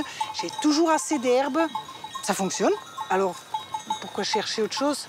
Moi, je crois que je serais une piètre éleveuse de bergerie. Mais je suis une bonne bergère, alors il faut faire ce qu'on fait bien. Devant, devant, devant. Allez. Ils sont partis dans un pré qui n'est pas chez nous et qu'on n'a pas la permission d'y aller. Devant, devant, devant. Voilà, bien. Allez, allez, allez, allez, allez, allez, allez, allez. C'est pas ici qu'on venait, même si c'est super ici. Thérèse se dirige vers Saint-Aulay. Allez, allez, allez, allez, allez, allez, allez, allez, allez, allez. C'est l'unique bastide du nord de la Dordogne. Pour la première fois, elle va guider son troupeau à travers le village. Bonjour. Un événement qui rassemble de nombreux habitants. Ce qui leur fait plaisir, c'est que j'arrive avec mes bêtes et que ça anime le village. Les gens ont besoin de cette proximité des animaux et on l'a de moins en moins. Allez, allez, allez, allez, allez, allez, allez. Calme, bousculez pas.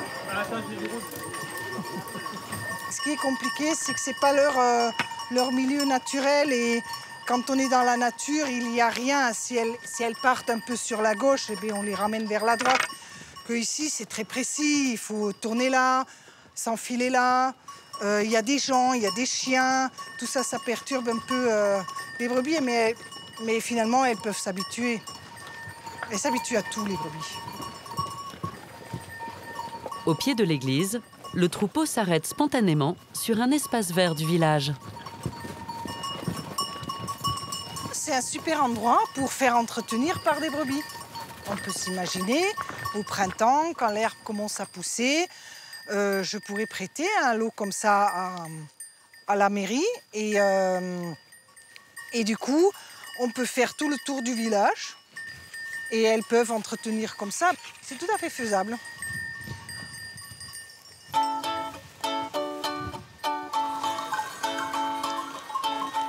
Ici, c'est le chemin des lavandières. Annabelle Galli est une enfant de ce village.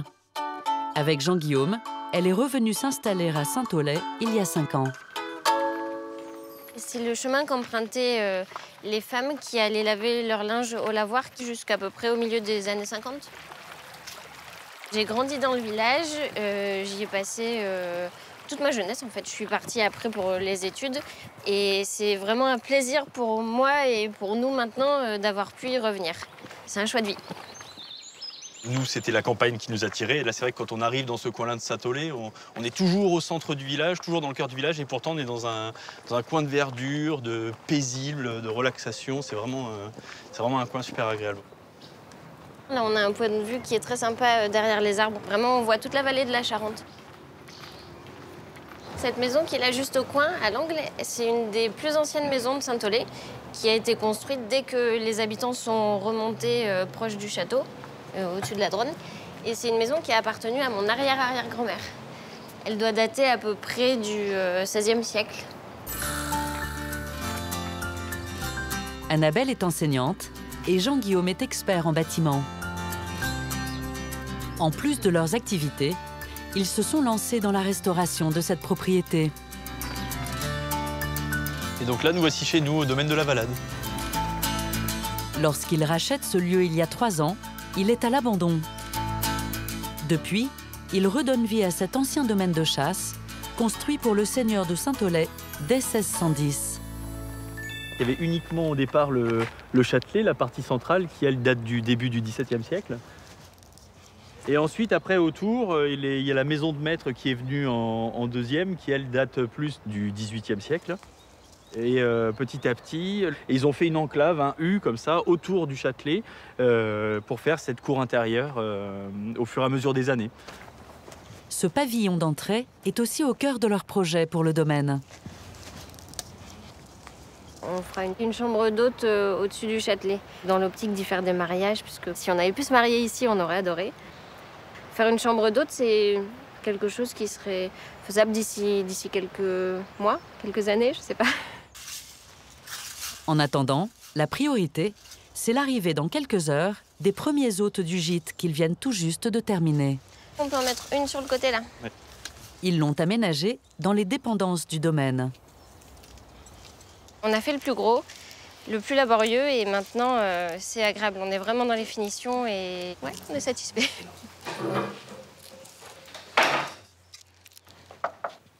Et bonjour. Bonjour. Chanez.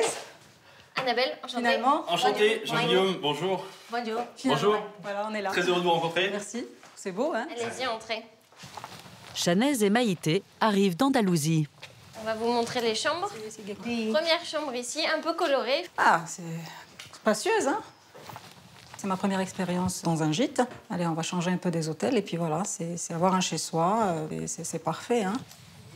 Ça nous a demandé beaucoup de travail, un petit peu mettre entre parenthèses tout le reste autour. Et puis bah, voilà, maintenant on est quand même fiers et contents de ce qu'on a réussi à faire. On est ravis que ça plaise en tout cas. En plus, tout à fait. Je vous entendais parler, mais franchement, vos efforts, on les voit bien et c'est très très bien. C'est gentil, merci. Donc voilà pour le gîte, et puis on va vous présenter l'extérieur du domaine. C'est quoi ça? Qu'est-ce que c'était en fait avant? Alors ça, c'est un très joli toit qu'on a découvert qui était caché derrière les bambous quand on est arrivé. Carrément caché? Ah oui. Le site a été abandonné pendant 6-7 ans. Les bambous étaient plus haut que le toit. C'est vrai que petit à petit, plus on avançait, plus on découvrait des choses qui nous faisaient un peu pétiller les yeux et qui nous donnaient envie d'aller plus loin. Je comprends. En contrebas, ils ont aussi restauré cette parcelle. Voilà le potager. Le potager bio du domaine, c'est le petit plus de leur gîte. Vous voulez venir les cueillir avec moi? Oui, pas de souci. Hein? N'hésitez pas. Vámonos a... Maïté. Sí, recoger tomates. Ah, claro. Si. Les noires de crémée sont derrière et celles qui sont devant, ce sont des tomates ananas qui ne sont pas encore mûres. Parfait, parfait. Et c'est ta mienne. C'est ta mienne. Oui, vas-y. Hein. Vas-y. Maïté, n'hésitez pas. Hein. Le but de ce potager, c'est bien sûr d'une part pour nous, mais aussi pour le faire partager à tous les autres qui viennent sur le site, leur donner les fruits et les légumes qui ont poussé directement au domaine de la Valade avec tout l'amour qu'on aura pu leur donner. Je vais tourner un peu, oui, comme ça j'abîme pas la plante. Voilà, ce que j'ai Parfait, moi aussi c'est bien. Elle est très jolie. Elle est magnifique. Allez, vas-y. Allez, ouais. Moi, j'ai grandi comme ça, avec mon grand-père au potager, qui faisait eux-mêmes leurs tomates, les asperges et tout ce qu'il faut au jardin. Et c'est une valeur qui est très importante pour moi, oui. Donc, on l'a fait partager. Voilà, là, il y a des courges encore qui arrivent aussi, des belles courges. Bientôt, le couple agrémentera le domaine de cultures traditionnelles du Périgord. Voilà. Et puis les grosses jaunes.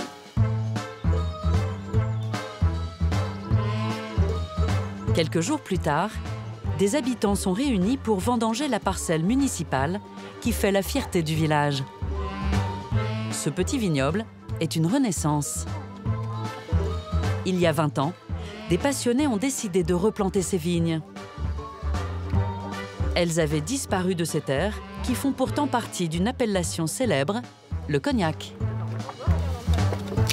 Voilà. Une dernière consigne, s'il vous plaît. Vous avez un ciseau? Vous ne le mettez pas dans la vendange. Bon, c'est bon? Tout se passe bien? Vous arrivez à... Fabien Rouzeau est le viticulteur en charge de cette parcelle. C'est parfait. Il fait partie de cette aventure depuis ses débuts, il y a 20 ans. J'ai eu la possibilité de participer à la plantation. C'est une certaine fierté parce que je suis là depuis le départ, hein. J'ai planté, bon certes j'étais étudiant, et puis après quand c'est mes parents qui ont fait les premières années, et moi quand je me suis installé, j'ai repris le flambeau, continué à cultiver la vigne pour arriver à faire le cognac de Saint-Aulay. Et pour produire ce cognac de village, Fabien a planté un cépage particulier, du colombard. On cherche l'acidité parce que ça va participer après au bouquet de l'eau de vie et du cognac qui en sortira. On peut prendre une baie et la goûter. Première chose qu'on sent, c'est déjà cette acidité. Une fois que l'acidité est partie, on sent le sucre, on sent les arômes. Si on laisse un peu en bouche, donc on travaille un peu avec la peau, on sent vraiment bien. Le colombard, à mon avis, a un bon potentiel à développer sur notre terroir à nous. Le plus difficile, c'est d'arriver à trouver le bout de la grappe. Pour aider Fabien, Annabelle est venue vendanger bénévolement. C'est évident, il ne faut pas hésiter à sortir des feuilles pour y voir un peu plus facilement. C'est rare qu'un village de Dordogne puisse produire du cognac. C'est réservé en général pour la Charente. Et là, on a pu traverser la frontière, on est juste à côté de la Charente. Mais avoir une parcelle comme ça en Dordogne qui puisse produire du cognac, c'est pas commun. Si vous voulez vider. Ah oui, je veux bien. Allez-y. Jean-Guillaume aussi arpente les rangs de vignes depuis la première heure. Okay. Merci. De rien. Il y en a d'autres. Au début, on a l'impression d'être le poste privilégié qui bosse un peu moins. Puis en fin de compte, plus ça avance et plus on se rend compte de la tâche. Je reviens au prochain tour, là. Je suis plein. On a l'impression d'avoir participé à ce cognac. Le jour où on le goûtera, on sera content d'avoir mis un peu notre pierre à l'édifice. Ok. Allez, encore une hotte, je pense, et puis après le tombereau, il est plein.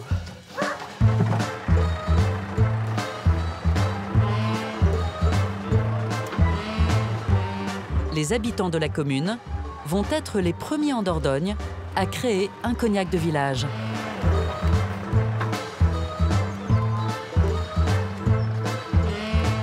Et c'est aujourd'hui qu'a lieu la naissance de ce produit d'exception, dans les sous-sols du château de Saint-Aulay. Pour l'occasion, les viticulteurs qui pilotent le projet accueillent Patrick Léger. Attention la tête. Il est maître de chai dans une grande maison de cognac. Ça sent bon, ça sent bon. Ah oui. Oui. Dans cette cave sont conservées les barriques du cognac issus de la vigne municipale. Allez, on va commencer par celui-ci. Oui, le maître de chai prélève d'abord un échantillon vieilli en barrique de chêne. C'est le plus ancien millésime. Il date de 2015. On approche de l'étape finale au niveau de ce cognac. Donc on va déguster différents fûts de façon à définir l'assemblage qui sera le produit final provenant de Saint-Aulay. L'objectif, c'est de préserver un terroir qui était en train de disparaître petit à petit, de l'ère d'appellation. Pour compléter son assemblage, Patrick Léger se sert du cognac vieilli dans cette autre barrique. Elle a contenu un célèbre vin liquoreux du Périgord et va donner tout son caractère à leur création. Donc ça, c'est un fût qui a vieilli donc du Mont-Bazillac. Il a été utilisé pour plusieurs vieillissements, 3-4 millésimes. Et donc, il est bien riche en caractère, on va dire, Mont-Bazillac. Et au travers du vieillissement cognac, ça va permettre d'extraire, on va dire, un maximum de typicité. C'est une méthode qui était utilisée autrefois, puisque ici, dans cette région, on utilisait beaucoup de fûts à vin. Voilà. Tout le monde est prêt? Ah oui, parce qu'on attend. Oui. Là, c'est la naissance d'un nouveau produit. Oui. Hein, Le moment du verdict est arrivé. On retrouve des notes de vanille et miel. Là, on a quelque chose qui est très agréable. C'est un grand moment parce qu'on est en train de créer le cognac de Saint-Olé. Alors la couleur est déjà bien dorée, mais... Alors on a jaune d'or, paille, c'est paille, très joli, ouais. Très joli. Ça fait plaisir de voir que l'entêtement qu'on a eu au début, tout un ensemble d'équipes, hein, pour arriver aujourd'hui à ce produit final, ouais, il y a une certaine émotion à avoir, quoi. Bon, messieurs, je vous propose de trinquer quand même. Ah ben, je pense qu'on peut trinquer, oui, parce que c'est une belle aventure.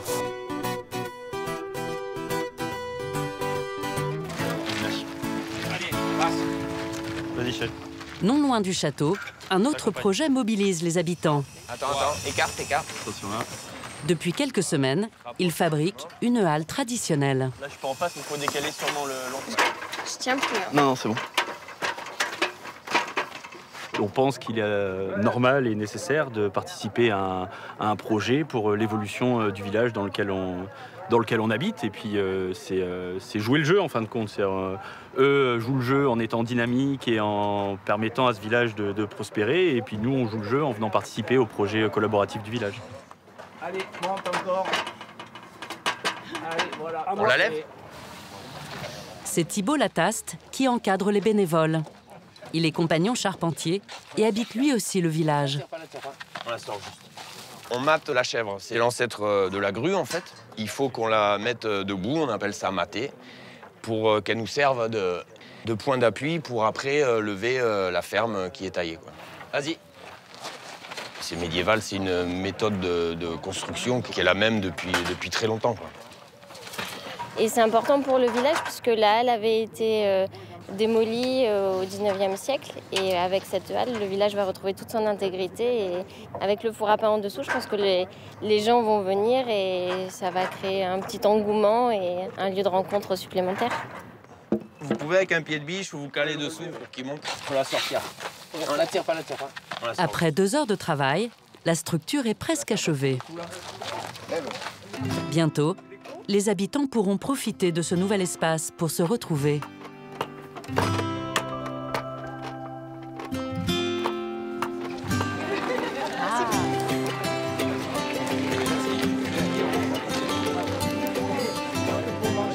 Au bout de quelques semaines, la halle est enfin terminée. Pour l'inauguration, le four à pain est mis en route par le boulanger d'un village voisin.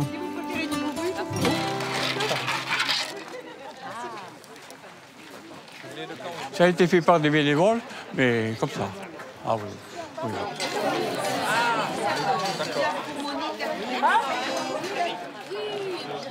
Le résultat est superbe.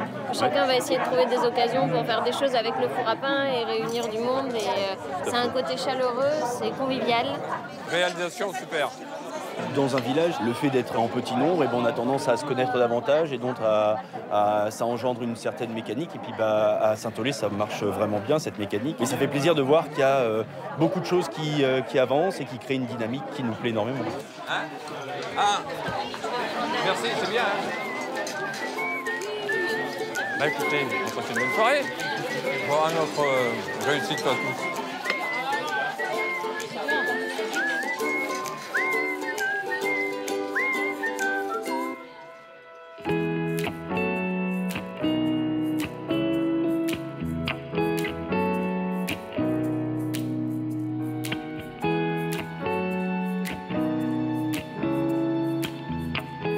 Loin des circuits touristiques, se trouve un village étonnant. Saint-Pierre-de-Frugy a fait sa révolution verte il y a 10 ans, en devenant l'une des premières communes bio de France.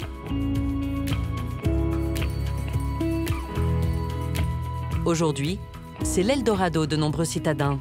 Dans leurs valises, l'espoir d'une vie plus saine et les projets qu'ils comptent réaliser ici. On va aller manger. Dans le jardin. Pas notre jardin. Hein. Parmi les derniers arrivés, la famille Ducatotasi. Regarde, c'est beau quand tu es ici. Ouais, c'est beau. Magnifique. C'est beau le village. Ouais, c'est beau. Ils sont franco-belges. Il y a 3 semaines, ils vivaient encore dans une ville à 60 km de Bruxelles. Alors on va à la fête des nouveaux arrivants, des nouveaux habitants à Saint-Pierre-de-Frugy. On arrive dans l'inconnu, donc c'est sympa de pouvoir rencontrer d'autres personnes, effectivement, qui sont dans le même cas que nous, parce que s'ils sont nouveaux arrivants, ben, ils vivent certainement les mêmes choses que nous, a priori. Regarde. Oh, regarde ici les groseilles. Ah, il y en a des murs. Ouais, rouge, ouais. Voilà. Mais les autres, non. Hein. Allez, viens, Gaston. Ah, mais il y a du monde. Hein. Bonjour. Bonjour. Yann. Enchantée, je suis Delphine. Les restaurateurs. Ah ouais, mais voilà. j'ai vu qu'il y avait des chaises et tout. Là, Ouais, tout est arrivé hier, donc on rentrait là. Ça y est, on finalise là pour pouvoir ouvrir, oui.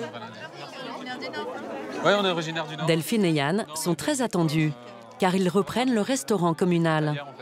On a envie qu'il rouvre et qu'on puisse y retourner bien volontiers. Surtout avec les produits régionaux, tous bio. On sait qu'il y aura une bonne cuisine qui sera faite, donc il n'y a pas de... C'est super. Bah, on a une trentaine de couverts en salle, la terrasse, mais voilà. Ce projet est une reconversion professionnelle. Delphine est ostéopathe, Yann est conseiller en environnement. On est qu'à 2. C'est vrai que c'est un changement de vie par rapport à nos métiers en Belgique, mais on s'est dit, voilà, on peut le faire, on va pas tenir un restaurant, pas une usine, quoi. Donc ça devrait aller avec les producteurs locaux. On veut se faire plaisir avec des bons produits, et, des choses simples, mais des bons produits, voilà. On va se lancer lundi, là, on verra. Voilà. Le couple a aussi choisi ce village pour retrouver un art de vivre ensemble. On avait envie de se poser, d'être dans une région où c'est plus vert, où il y a une densité de population moindre. On voulait quitter un peu cette vie de fou, là où tout va très vite, où on n'a pas le temps de penser, où on ne voit pas nos enfants grandir. C'était vraiment important pour nous aussi. Vous travaillez chez vous? Oui, d'accord. Télétravail, salarié. Super, Ce jour-là, une 50aine d'autres nouveaux arrivants sont également présents. On était à Toulouse avant, on est arrivé fin août. On est locataire pour l'instant et on va faire construire une maison dans le bourg. Il n'y a pas de clôture entre les maisons, les gens se choisissent, donc on a tous des intérêts communs, des facilités de communication, donc ça fait vraiment du lien humain qui est très fort. C'est bon? Oui, elle est bonne la pizza. On est venu incognito, Incognito, ouais. une première fois, voir l'énergie du village, voir les environs. On a fait un aller-retour en une journée. On a fait un aller-retour, oui. On est parti à 4h du matin, on est arrivé à midi. On a senti le village pendant 5-6 heures, là, on a bougé un peu partout. On s'est promené. Et puis voilà, on s'y est senti tout de suite bien, avec une très bonne énergie. Et là, on s'est dit, c'est bon, c'est bon, on y va. On fonce. C'est parti. Il n'y a plus qu'à cuisiner.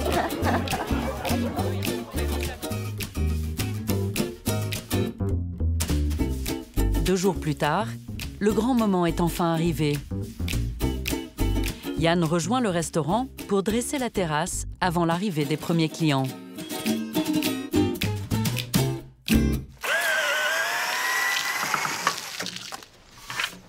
Voilà, on espère que ça plaira aux habitants du village, parce qu'on y a mis tout notre cœur. Et puis on a envie que ce soit un vrai endroit de rencontre, d'échange, et donc que ce soit plaisant pour tout le monde. Je la mettrai peut-être là, celle-là. Sur leur carte, tous les plats répondent à leur critère principal. On veut vraiment travailler avec les producteurs locaux. C'est vraiment très important pour nous de valoriser leurs produits. Et donc, voilà, on fera des suggestions en fonction des saisons et de ce qu'ils nous proposent. Pas mal, ça. C'est pas mal du tout. Il y a aussi la bière de Frugy. En fait, Philou, notre boulanger, fait aussi de la bière. Et donc, elle sera également à la carte. Là, c'est vraiment purement local. Hein. C'est vraiment la bière de Saint-Pierre-de-Frugy. Il n'y a plus qu'à attendre les clients. Il n'y a plus qu'à attendre. Bonjour. On est les premiers. Les premiers. Pour ce premier service, 11 personnes ont réservé. Le petit menu du jour, du grand jour. Voilà, et si vous voulez, il y a la carte avec les suggestions. Un peu de stress, hein, quand même. Merci. Un grand merci. Hein. On va tenter. Alors, vous allez tenter quoi? 4 quiches sans lardon, 4 chèvres chauds en plat, avec des frites et de la mayo pour 4 personnes. Le service a démarré. Yann est derrière les fourneaux. C'est des émincés de poulet de chez Viviana. Donc Viviana, c'est une productrice qui est vraiment dans le village d'à côté. Donc on les fait revenir simplement dans du beurre avec un peu d'herbe. Cuisine familiale avec des bons produits. Ça a une belle tête, ça sent bon en tout cas. Je suis pas cuisinier de formation. J'ai toujours adoré faire la cuisine. J'ai une maman qui était un vrai cordon bleu. Et donc ça m'a toujours passionné depuis que j'étais tout petit. Donc voilà, hormis les petits couacs ici, les petits stress, on se dit qu'en rythme de croisière, ça devrait aller beaucoup mieux, quoi. Premier service, première assiette, là. C'est beau. Parti. Ah, tu mets les sauces à part? Ouais. C'est pas grave pour cela. Ouais, t'as raison. Moi, je les mets dessus en plat du jour. Vas-y. Ok. Sauce. Après les derniers ajustements, Voilà. Delphine sert ses premiers clients. Une table d'anglais venue spécialement.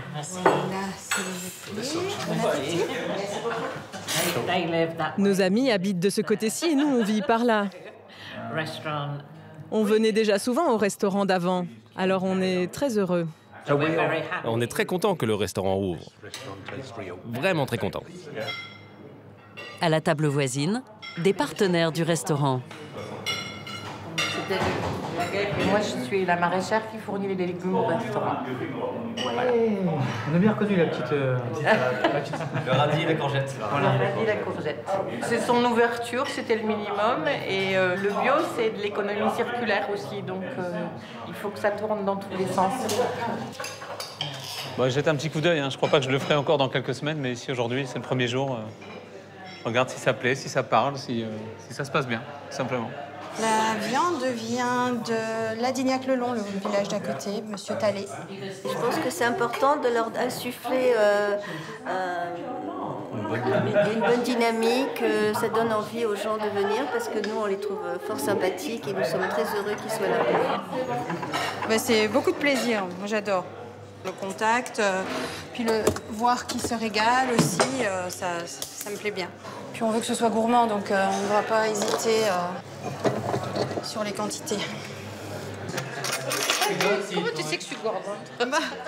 Et jusqu'au dessert, les produits sont choisis avec soin. Voilà, je prends ça, c'est pour toi. Merci. Les glaces sont bio, enfin le caramel, c'est nous qui le faisons. Donc voilà, crème fraîche maison, crumble maison, enfin voilà. Tout du maison. Le premier service touche à sa fin. Ah ben, on est très contents, on est super heureux et puis bon, ça a l'air de leur avoir plu, donc on est encore plus contents. Il y a des gens qui ont vraiment voulu venir pour l'ouverture et donc ça fait très plaisir. Delphine. L'accueil des premiers clients est très chaleureux. Merci beaucoup. Pour autant, la reprise du restaurant reste un sacré pari. Tout le monde nous dit si vous faites bien les choses, il n'y a pas de raison que vous vous plantiez, mais ça c'est le seul risque. On gagne beaucoup moins d'argent, c'est pas un souci du tout. Mais qu'on se plante et que ce soit pas du tout rentable, là c'est effectivement un souci. Il n'y a rien à faire, on est quand même dans une réalité. La réalité économique, elle est là, donc voilà.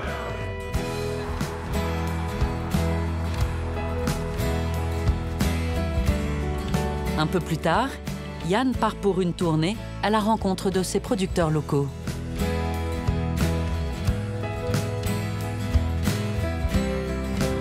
C'est Jean-Pierre qui tourne sa pelouse. En quelques semaines, il a pris ses marques dans sa nouvelle terre d'attache. On est dans un environnement beaucoup plus vert, beaucoup plus naturel. C'est ce qu'on souhaitait vraiment, d'être plus proche de la terre. Quand c'est lumineux, quand il y a du soleil, c'est vraiment très très beau. Hein. Donc c'est assez agréable à vivre en fait. On a la chance d'avoir un tissu de producteurs locaux assez important. Notre zone de chalandise, elle est 10 à 15 km autour de Saint-Pierre-de-Frugy. Et on va voir Fred et Mathilde, donc qui sont des éleveurs de brebis et de vaches. Ah, ils sont en pleine nature. Hein. C'est assez agréable d'aller chez eux, au calme, sans bruit. Hey, devant. C'est bien, mon cher. Yann rejoint Mathilde Bost-Ferret. On va traire les brebis. On va les rentrer. Hey, devant. Avec son compagnon, elle a choisi d'installer sa ferme ici en 2016. Devant, devant, devant. En fait, je suis née ici. Mes parents étaient agriculteurs. Ils faisaient principalement du fromage de chèvre. Et puis, quand on a décidé de s'installer agriculteur, on s'est rendu compte que le Périgord vert, c'était un bon compromis niveau climat. Disons qu'il fait ni trop chaud, ni trop froid. La nature est riche. Pour l'élevage, ça se prêtait bien. Stop, stop, couche, couche, couche, couche. C'est le rôle du chien, ça c'est génial, quoi. Pour Yann, il est indispensable de venir voir comment travaillent ses producteurs. Allez, fille. On se rend compte que c'est pas du pipeau, quoi. Le fromage, il vient pas de nulle part. Et on se rend compte de la réalité du terrain, du savoir-faire aussi des producteurs. Donc c'est une belle preuve, c'est une belle authenticité en fait de venir ici.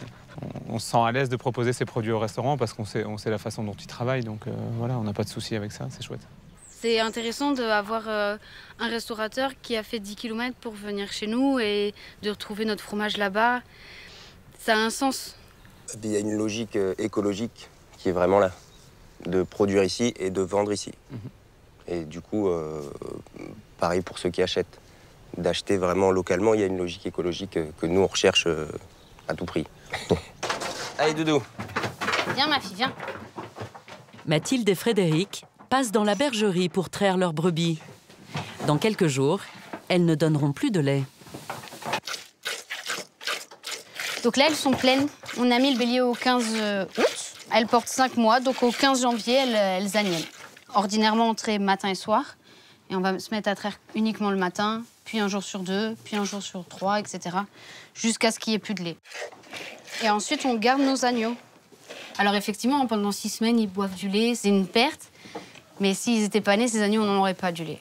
Donc du coup, on les garde 6 semaines et après, on les sépare des mères et ils partent dans un champ où là, ils finissent leur croissance tranquillement. Allez, viens là, ma fille. C'était important pour nous d'être cohérents là-dessus. Pour avoir du lait et pour faire du fromage, il faut faire des naissances. Ça sent bon. Ouais. Dis-moi ce que tu as en ce moment. En ce moment, on a de la tome de vache. Tiens, donc ça a 2 mois d'affinage, tome de vache. Ok. C'est puissant en fait. C'est très puissant, mais c'est super bon. Moi, j'aime vraiment bien. Ouais. Un fromage qui a du caractère. Comme quoi, en 2 mois, tu sais déjà faire un fromage dingue, carrément. Ici, ça finit vite. Ouais, ça finit vite. Hein. Ça, c'est plus jeune. C'est plus jeune, ça se voit tout de suite. Hein. Ouais, tout à fait. Avec Mathilde et Frédéric, Yann étoffe le réseau qu'il constitue depuis son arrivée en Périgord. Il est puissant déjà. C'est un peu un maillage qui est en train de se créer. En tout cas, nous, on le voit comme ça avec tous les producteurs, c'est essayer d'avoir ce tissu. Alors, tout le monde ne se connaît pas forcément, mais au fur et à mesure, on voit qu'il y a des petits fils qui sont en train de se créer, comme dans du tissu. Et ça, c'est hyper valorisant et c'est même touchant pour nous aussi. Et tu m'as dit... Je vais prendre une demi de jeune. Ok. Et alors un quart de... D'affiné. Ouais, d'affiné, okay. Voilà. On ne travaillera pas autrement. Genre, je préfère me planter que de vendre mon âme et de me dire je vais aller acheter tous mes fromages au supermarché ou à métro. Je préfère alors me planter et faire autre chose. 12 €. Je te le note. Ouais, tu me le notes.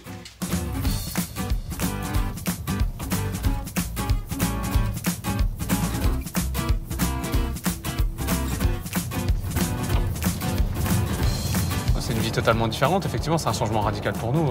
Moi, j'avais une activité économique salariée, donc il y avait un train-train quotidien qui était bien réglé, bien régulé. Là, c'est pas ça, en fait. On a plus de latitude, je dirais. On a l'impression d'être plus libéré, en fait.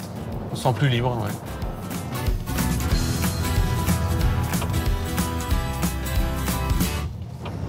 Alors là, on va chez Viviana et Fabrice, qui sont producteurs de volailles, aussi en bio.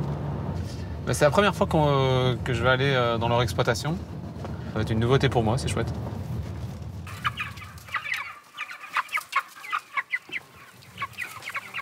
Viviana Tartret est arrivée de Bretagne en 2016 pour élever ses poulets ici.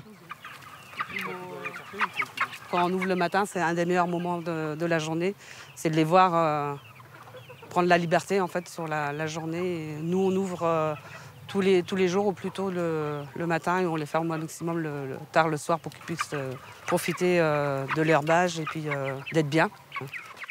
Cette race-là, ça s'appelle les coups nus, jaunes.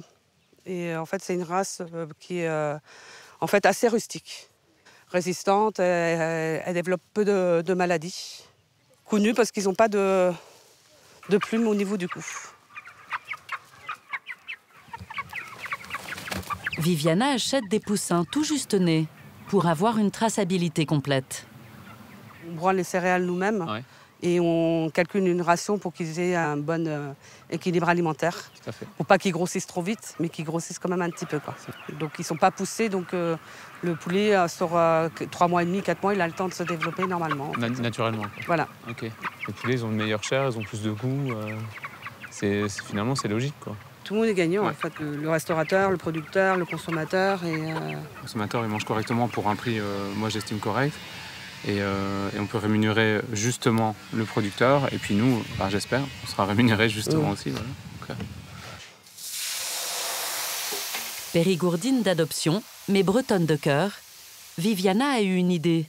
Adapter une recette traditionnelle de son pays. Là, j'ai fait de la saucisse avec de la viande de poulet et un peu de porc dedans, sel et poivre.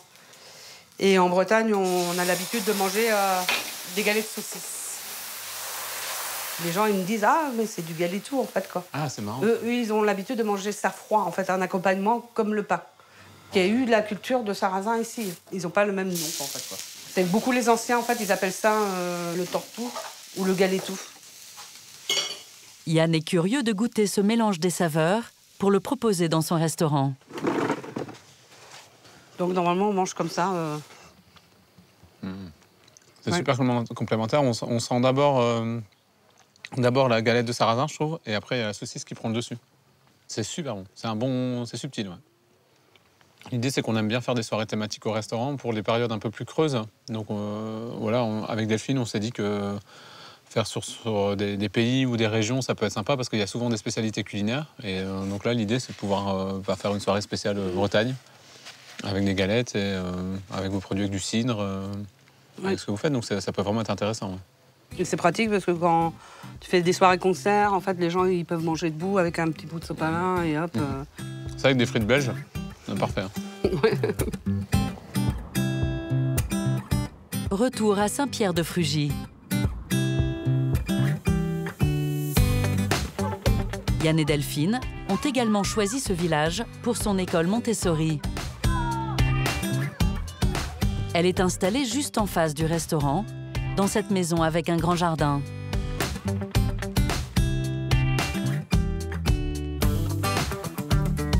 Bonjour Léon, bonjour Achille. Bonjour Gaston. Leurs 3 enfants, Achille, Léon et Gaston, font partie des 9 nouveaux élèves de cette rentrée scolaire. Voilà, ça va comme ça? Ah, c'était extrêmement important, oui. C'est une pédagogie alternative où on permet la créativité des enfants, où il n'y a pas de compétition, où on est proche de la nature. Donc, ouais. À nouveau, c'est un paramètre essentiel. D'ailleurs, il s'en va tout de suite, là, donc c'est parti. Quoi. Tu peux installer ton blouson, Carmen? Céline Rodriguez a créé cette école en 2015. Aujourd'hui, elle accueille 25 élèves. C'est un des pôles majeurs, oui, d'attraction du village. Ils viennent s'installer pour l'école, entre autres, mais beaucoup pour l'école, puisqu'on voit venir des habitants jeunes, avec des familles jeunes. Donc, effectivement, c'est un des critères en tout cas, pour venir habiter ici. Chaque année, on a de nouvelles demandes, toujours plus, donc c'est plutôt une affaire qui marche. Je prends Jade de Mode et Achille après. Vous allez me faire un petit rappel des règles de vie, parce que j'ai l'impression que c'est un petit peu nécessaire ce matin. Les règles de Céline a enseigné dans le public pendant 2 ans, avant de se former à cette pédagogie alternative. Quand on a besoin d'un adulte, on met la main sur l'épaule d'un adulte, s'il est occupé. Bon, on a le droit de faire des erreurs. On a le droit de faire des erreurs. Alors, ce sont les règles de l'école qu'ils ont faites eux-mêmes, ils ont trouvé. Ce qu'on a voulu faire avec eux, c'est que ce soit que des phrases positives. Donc, elles sont affichées par là, les règles. Et c'est je marche, je chuchote, plutôt que je n'ai pas le droit de, je ne peux pas, je ne fais pas. Et toi, tu avais besoin de lire avec moi. Tu vas chercher ton livre de lecture, s'il te plaît? Mais j'ai pas fait ça. C'est en 2014 que Céline veut ouvrir sa propre école. quelque part dans le sud de la France. Maud, tu peux me lire le nombre? À l'époque, elle ne connaît pas encore ce petit village de Dordogne. 8307. J'ai fait la démarche de chercher un local en fait dans les communes aux alentours et quand je suis arrivée à Saint-Pierre-de-Frugy, j'ai eu un accueil très ouvert, très favorable et Monsieur Chabot, le maire du village, avait même un projet d'école alternative puisque son école publique avait fermé quelques années auparavant. Donc pour lui, c'était très important d'avoir une école dans le village. Donc là, je suis arrivée à point nommé. Achille, tu pourras lire la phrase du jour? Nous osons poser des questions. Nous osons poser des questions. La matinée touche déjà à sa fin. C'est le moment où les enfants vont venir préparer l'instant cantine. Et du coup, la classe change de fonction, on devient cantine. Tao et Maud, vous mettez la table avec moi? Désormais, les élèves n'ont plus besoin d'apporter leur déjeuner à l'école.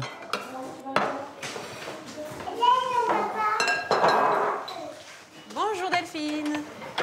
Voilà pour aujourd'hui. Merci, alors qu'est-ce qu'on attend? Ici c'est l'entrée. Oui. Des concombres et des tomates. En plat, on a le bœuf bourguignon, les pommes de terre arrivent tout de suite. Tout à l'heure, ouais. Et en dessert, des pommes. De la sauce vinaigrette. Tu en as encore? Tu en as plus? Je vais t'en ramener. La cantine, c'est nous aussi. Voilà. En début d'année, ils nous ont sollicité et on a répondu positivement. C'est un très chouette projet d'avoir une cantine en plus, de pouvoir fournir des repas sains, équilibrés et puis surtout adaptés à l'enfant. C'est quelque chose qui nous motivait bien et donc et ça se passe super bien. Je pense que les enfants sont très contents. J'ai envie de manger à la cantine, c'est chouette. Vraiment. En plus, on a des produits de qualité et on sait ce qu'on mange, donc c'est que du bonheur. Et je n'ai pas besoin de sauce. C'est pas une Tous les midis, les élèves dégustent une version retravaillée du plat du jour du restaurant. Du coup, les enfants de Delphine et Yann sont devenus les coqueluches de l'école. Oui, c'est trop cool. S'il te plaît. Cool. Il y a quasiment la moitié de la classe qui vient nous dire à Léon et moi que c'est bon les desserts et tout ça. Et aussi le repas. Tu peux aller poser ton sac et venir avec nous, s'il te plaît? Tic-tac, tic-tac. Après le déjeuner, c'est dans le jardin transformé en cours d'école que la classe se poursuit. Au programme, un cours de botanique.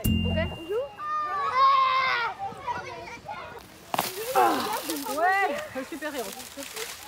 Je vous laisse continuer avec celui-là. On a plus d'élèves cette année, donc du coup, faute de place, on abandonne les carrés individuels. On va tester, en fait, le potager partagé. Chacun pourra de toute façon, sur le même système, venir participer à la mise en place des semis, mais on teste autre chose.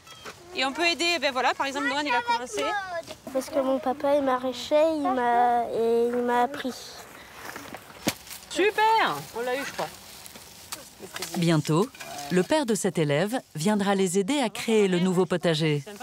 C'est ce type de projet qui pérennise l'école. On y voit plus clair de suite, hein? Quand j'ai ouvert l'école en 2015, j'avais franchement peur que ça prenne pas parce que c'était quand même un sacré pari d'ouvrir une école dans un petit village comme ça. C'était un petit peu culotté, mais moi je suis ravie que ça marche. Qui c'est qui va la faire rougir cette tomate? Moi! les petits nains, on va aider à rougir. Ah, c'est bien passé la journée? Qu'est-ce que t'as mangé? Du bœuf bourguignon. Du bœuf bourguignon? T'as mangé ça, toi? Bah oui. Ouais, c'était bon? Ah, de la chance. Ouais, il y en a qui ont de la chance de manger resto tous les midis.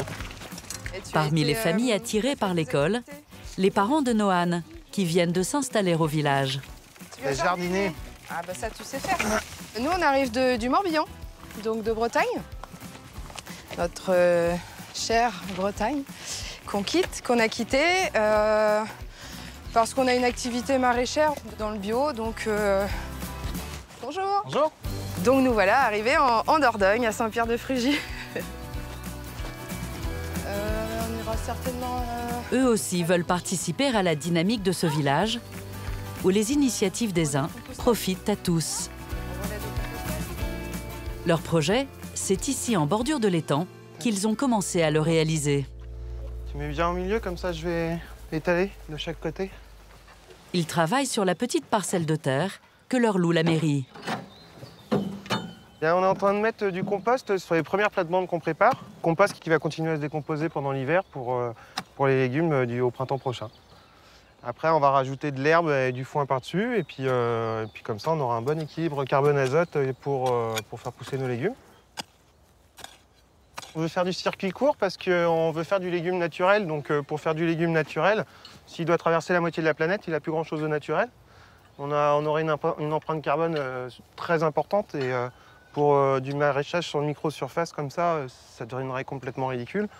Donc voilà, le principe d'une micro-ferme maraîchère, c'est surtout de nourrir la population environnante, quoi. Ophélie n'a pas toujours été agricultrice. Elle s'est reconvertie après avoir été assistante de direction pendant 10 ans. Elle imagine déjà son propre espace dans le bas de la parcelle. C'est une zone où on va cultiver en rond, où je vais avoir mes plantes aromatiques et médicinales spécifiquement. Voilà, donc là, on va dire que ce sera ma zone. Bon, je vais travailler sur toutes les zones, hein, mais ici, ce sera mon petit cocon. On nous autorise à prendre l'eau de l'étang, donc qui est bien sûr assez renouvelée par les sources environnantes. Hein. Et ici, il y a vraiment une dynamique qui nous permet effectivement de créer notre projet. Et en plus, on travaille en famille, ouais. Ça occupe le petit, ça nous donne un petit coup de main. Et on fait sa formation en même temps. Un petit peu avant le printemps, on aura beaucoup de poireaux, des salades, des épinards, des petits pois, des choses comme ça, quoi. Ça y est, la première plate-bande est terminée. La première d'une longue série.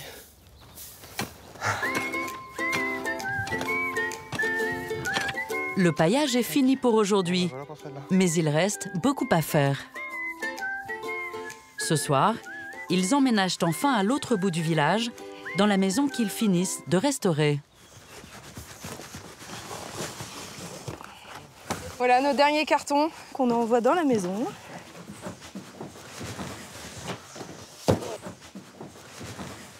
Voilà notre petite maison, toute petite maison, avec la petite cuisine. La cuisine, donc, qui est ici, c'est la pièce de vie principale, hein. On a la future entrée pour aller à l'extension. On a notre cuisinière à bois qui va nous servir à faire à manger l'hiver et à se chauffer. Donc c'est vraiment tout petit, un studio, quoi. Un studio, mais bon, on n'est que 3, donc on n'a pas besoin de beaucoup plus de place, quoi. Elle représente la dernière maison qu'on fera, parce que c'est la 3e, et que du coup, voilà, on avait toujours voulu bouger. Maintenant, on a bougé, on a fait notre petite maison. Donc c'est le départ, quoi. C'est un nouveau départ. Le matin, là, il fait 5 degrés. Donc si on ne chauffe pas la maison en pierre tout de suite, après, elle va se refroidir. Et puis pour l'hiver, ça va être compliqué de la réchauffer. Puis c'est surtout qu'on aime bien avoir chaud. Et puis on était pendant 2 mois dans la caravane, donc on est content de pouvoir faire notre petit feu maintenant. Avant l'arrivée de l'automne, Frédéric doit aussi finir le toit de leur maison. C'est un peu la touche finale, c'est ce qui va faire que ça ressemble à une maison et pas à un chantier. Il était menuisier avant de devenir maraîcher. Il souhaite conserver l'architecture traditionnelle périgourdine. Le toit, ici, il les faisait beaucoup en arrondi sur la fin, comme ça. Donc la difficulté, c'est de réussir à faire prendre la forme au lito. Donc parce que je tape un peu dans le vide pour l'instant. Ils avaient des raisons de les faire comme ça, les toits, hein, pour évacuer l'eau, les neiges et tout ça. Donc du coup, dans le respect de l'authentique. Là, en l'occurrence, il paraît qu'on a une des plus belles vues de la commune, donc c'est super. C'est assez classe, hein, c'est pour ça qu'on est venu là, de toute façon, donc que de la forêt à perte de vue. C'est beau, c'est magnifique. Pour ça, on est très contents, ouais.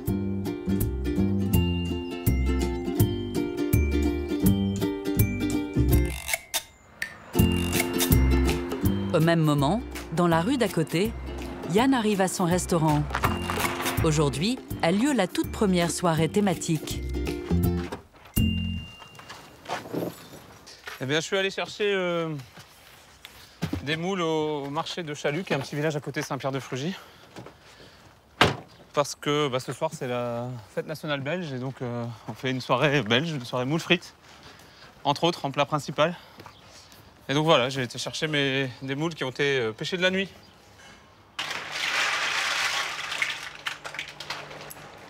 sent très bon. Pour moi, c'est les meilleurs, les boules de bouchot. Cette nuit, elles étaient encore sur les pieux. Hein. Sur les bouchots, justement. Bonsoir. Salut Titour, ça va? Oui? Il n'est pas encore 20 h quand les clients se pressent déjà au restaurant. Vous avez réservé avec vous? Oui. D'accord, donc en fait vous êtes 5. D'accord, ok, ça va. Avec plus de 40 couverts, il va falloir pousser les murs. Tout le monde est venu pour le menu spécial de Yann. Oui, les pommes de terre d'ici vont très bien pour faire des bonnes frites. Et pour les frites, il a une technique bien à lui. Alors, c'est 2 cuissons. C'est une pré-cuisson dans la graisse de bœuf. Après, il y a plusieurs recettes, mais la mienne, c'est celle-là. Graisse de bœuf à 130 degrés, une première fois. Après, on les laisse refroidir. Et après, c'est simplement les plonger pas très longtemps. Là, plutôt à 170. 170, comme on dit en Belgique. 170. Ça donne des frites en même temps assez moelleuses à l'intérieur et croustillantes à l'extérieur. Là, c'est la petite touche belge à nouveau. C'est du vin de ma production du temps où j'habitais en Belgique. Et donc, il m'en reste quelques-unes et je me suis dit, ah, ça peut être sympa, ça, pour la petite touche belge, la fête nationale. Oh là là là là là là. Oh là les moules. Attention, c'est chaud. Hein. C'est très très important, c'est primordial. Ah bah, vous voyez bien ce soir, l'illustration, quoi. Tout le monde se retrouve, c'est vivant, quoi. C'est vrai que c'est sympa, c'est pas loin pour nous, ça nous permet de sortir. Les enfants ont copiné avec les leurs. Je sais pas, voilà, il y a de la vie. Il y a de la vie et ça, c'est important. Et puis les patrons sont très sympathiques, voilà. Ils sont accueillants. C'est vrai qu'on est bien. Et puis c'est bon. Un mois après sa réouverture, le restaurant est redevenu le lieu de convivialité de Saint-Pierre-de-Frugy.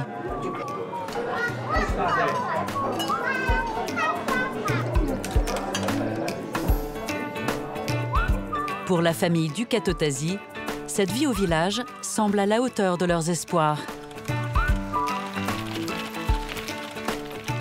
Notre vie, elle a vraiment bien changé, oui. Voilà, avoir plus de temps, être beaucoup plus avec nos enfants, être plus en accord avec nos principes de vie. Ne plus être dans les bouchons, ça c'est vraiment un point extrêmement appréciable de notre nouvelle vie, c'est pouvoir être à vélo. Des choses simples, mais des choses vraies pour nous. C'est une vie simple, tranquille. On est heureux. Les gars, on est heureux? Ouais.